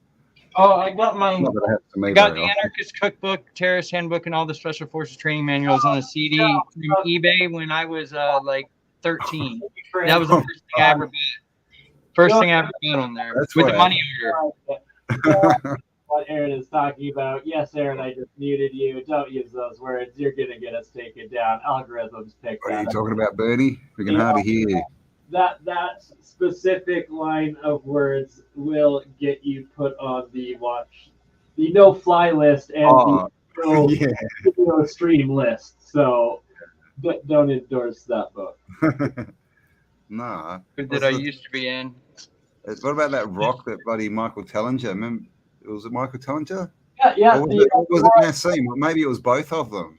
I'm glad I didn't mention the rest of thrown off planes because they were carrying a rock that was emitting like it was EM. A toroid graphene rock that Michael Tellinger was taking from South Africa to Nassim in Hawaii to study. And when they put it through the X-ray machine at the airport, it emitted some sort of resonant frequency from them beaming it with that X-ray, and it shut down the entire power at the airport. Oh, wow. Seriously, he grounded the plane and everything for a couple of hours, and I think they ended up letting him go on, but I don't think he could take. I don't think they let him take the rock on it because they thought it would shut the plane down. It could just shut it down mid-flight kind of thing. Right? Oh yeah. Well, they thought it was like some sort of like EMP pulse bomb or something like that went off. Yeah, well, that too. But Stephen Strong's got the same kind of rocks. He's got rocks like that too. And there's rocks that literally, if people touch them, they get sick and stuff. So it's very weird. What's that? Oh my gosh, what is it? Oh, you're 35. Oh, I'm gonna have to get going. Oh my gosh, it's been going 3 hours. Got a chat with Howdy McCloskey. Got to see a man about a horse. Yes, going to see a man about some Stoic philosophy. So if you know Howdy actually wrote the book on the world's fairs that's out. But he's also a good philosopher. So check him out on my other channel, Spiral Up. That'll be up in a few days, and there's lots of cool stuff there. And my other channel, so the other channel's not up yet? The Spiral Up? Yeah, no, the channels are up. The video will be up in a few days. So I've got. I don't think I've I don't seen know how, but I've got 3 channels. I've got I've got this. I've got Auto 2, and I've got Spiral Up, which is. I'm sorry, Captain. We're streaming to all of them right now. What was that? I'm sorry, I hijacked it. We're streaming to all of those right now. Yep, I'm being hijacked. But yes. All right, guys. So I'll leave you two guys to keep chatting, and I'll talk to all you amazing people in chat soon. Sorry I didn't get to talk to many of you. And sorry, binary codes. I saw you say when was a mud flood in Australia? Who knows? I would say probably around the. I think it was all, at the same time. I'm thinking late 1300s, early 1400s at a late point, or before, a century before then. Because by the late 1400s, they were out, rediscovering the earth, right? Sending all their sailboats around, digging out these cities. So, yeah, I think we're talking 1300s. But that's my opinion. So there you go. All right, guys, have an awesome time, and I'll be back online sometime soon. You can. And if you talk to what's his face, let me know where to send the camera. Yes, guys. Yeah. So if anyone knows where there's a good channel, good recipient for a camera, let me know. Or I've seen a few people mention that guy whose name starts with a G or whatever. Yeah. I'll check out with that. Yeah, I'll ask Kelly about that. We'll see. That's in Australia, so it'll probably be easier if we can get someone in America. But that's cool. We'll see. I'll send it anywhere. I don't care. There you go. I'll let you know about Gubble, definitely. Thank you very much. If nothing else, I'll Amazon him something like I did you. Oh, thank you so much, Aaron. So we need more people like Aaron in the world, guys. All right. I didn't spend a dime of my COVID check on myself. I even built my mom a new bathroom. Oh, wow. Nice. Well done. All right. That's what we need to do, because when you give, guys, you will receive at least 7-fold. So you never need to focus on receiving. Just need to make sure you're giving. Yeah. Well, we did get 3 checks, most of us here in America. So I did spend one of them on myself. Nice. Jeez. Where's my check? Hey, all right, guys. Have an awesome time, and I'll talk to you later. Got to go. See ya. And those checks weren't all good because they're probably coming out of our children's and grandchildren's paychecks. At this point, it's so hyperinflated and so backed by absolutely nothing. I wouldn't worry. Well, I would very much worry about living in America with the American currency, but Reimer Republic is coming soon to a state near you. That's why crypto. What's very interesting, if you guys are getting the full play of this experiment of mine, is the oxygen bubble shooting up off of the anode here. And it looks like it's literally just blasting off faster than the human eye can see. And it's not just dispersing and mixing with the atmosphere. It's literally, you can see it going up all the way past the top of the wire.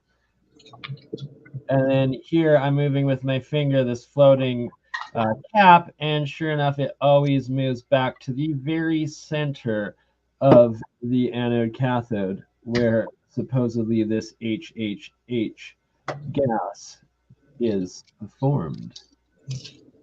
And to gold and silver being king, now gold and silver are demigod when they're in monoatomic, but sorry, Bitcoin has outperformed gold by, I think, 1,000,000x in the last 5 or 10 years, depending. I think.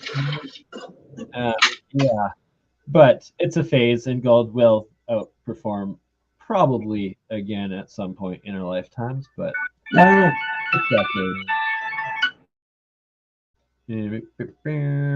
I needed to find Bluey Energy. What the hell? That's the one I was gonna show. Bluey Energy.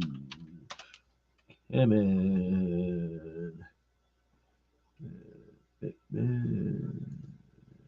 Why does it not like? Why are they? Where the? Why are there always these fake freaking trolling channels that try to take the same name so you can never find what you're actually looking for?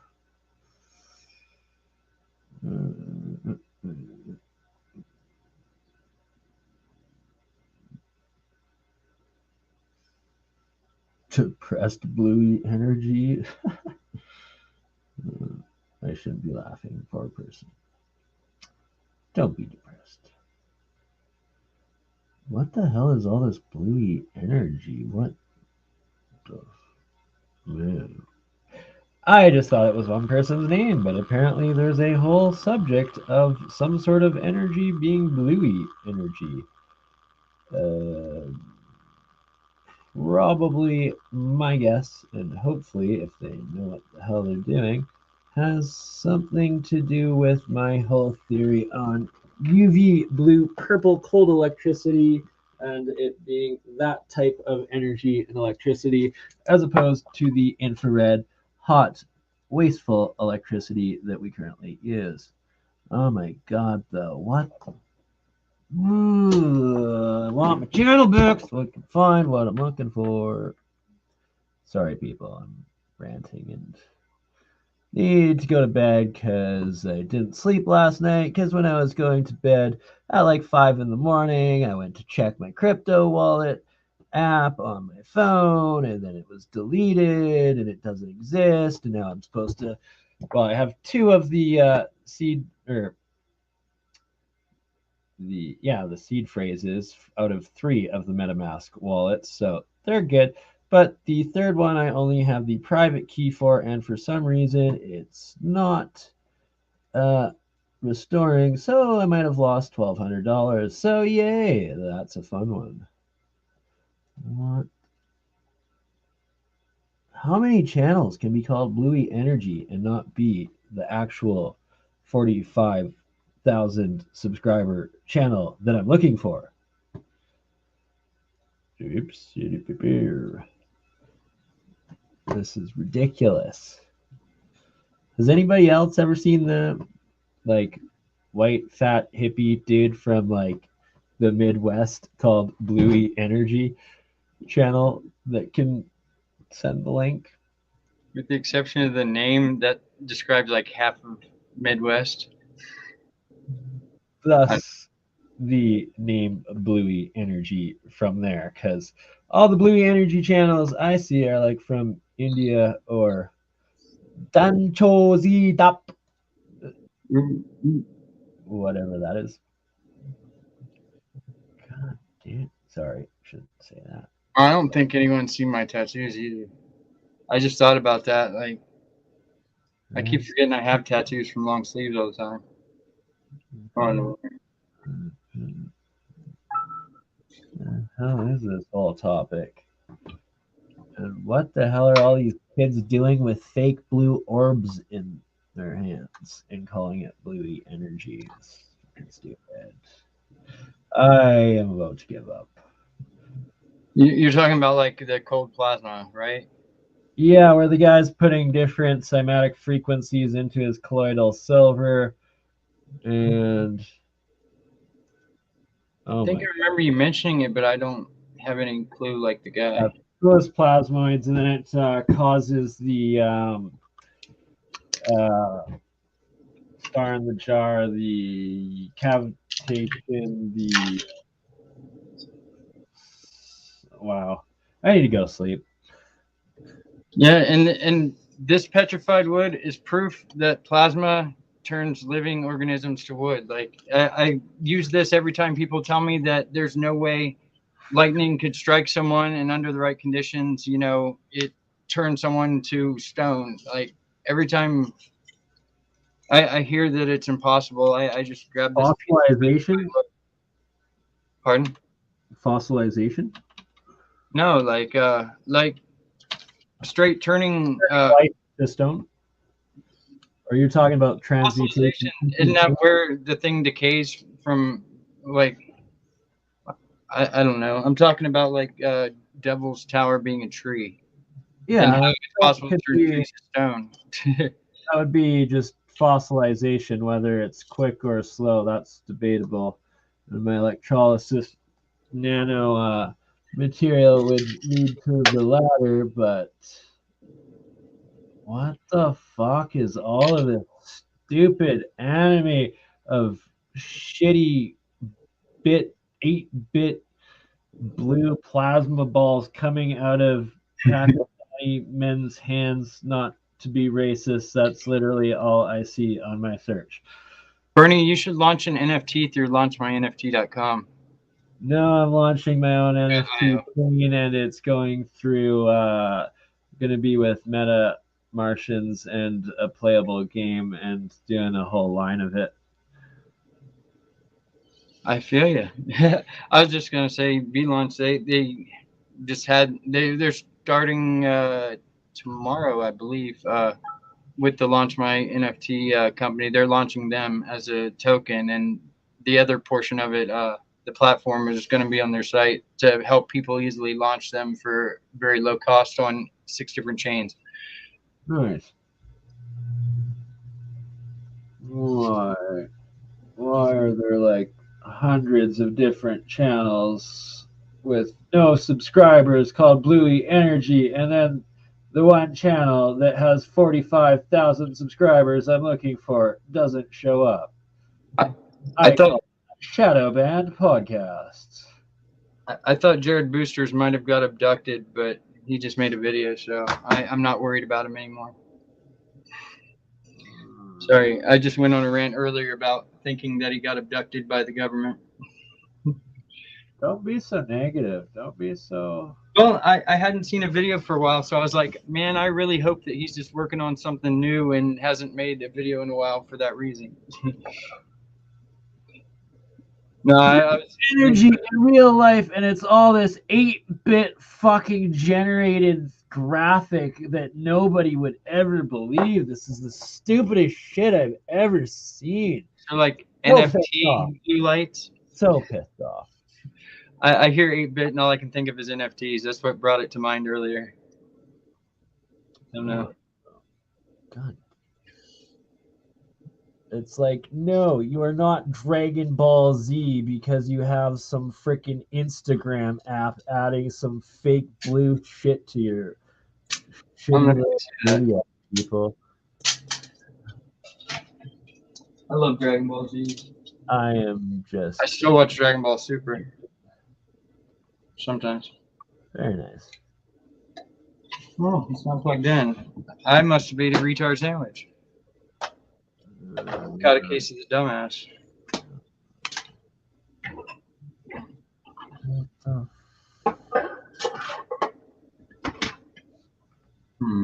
Evil shenanigans. I don't understand. I don't know what I just did, but it Blue was energy drink. Oh, what the F? And a second one. And a third blue energy drink. Oh, that's what did it. I don't think my computer likes this plasma ball. Yeah, they put off extreme radiation in close proximity, by the way. What doesn't help is I have that copper plate sitting on top of my tower, and it was only a few inches from my tower when I set it on my desk here. I feel like it may have amplified it a bit. Yeah. Yeah, I actually had this sitting on next to where I was sleeping for like 2 weeks. So I wonder if that's in my brain. Yeah, you gave yourself some really nice something that sets off the Geiger counter. I had no idea. I knew it put off a field and stuff, but I figured the field only extended out like a few inches. And it goes to about a couple of feet that it will register on the Geiger counters. That's something I really need to get for a few reasons. But how are there so many different trash freaking I'm gonna go insane looking for this. Of all the things I lost, I miss my mind the most. So it always comes back to me eventually. Have you guys ever seen a pog maker? I don't know. I'm thinking of making a collection of random things on pogs and like, I don't know, something creative. Insert. I just realized that I'm slightly tired myself. Oh God. This is insane. Oh my God, if I see one more of these 8-bit animation frickin' scrawny middle of the Indian continent in a shack with a fake blue orb in their hand videos, I am going to snap. Oh, now it's Slipknot time. Don't make me come to America to hunt you down. Dude, if you came to America, you would probably like, once you got to West Virginia, you'd probably like, I don't know. I don't know what I was going to insert there. Something Hills Have Eyes reference. I don't know. Mothman, take your pick. Another blue energy. Okay, I'm sorry. I love you all. I'm pissed. I'm going to sleep. You guys have a wonderful day, night. Bye, guys. All right, we'll see you on the next one. Much love.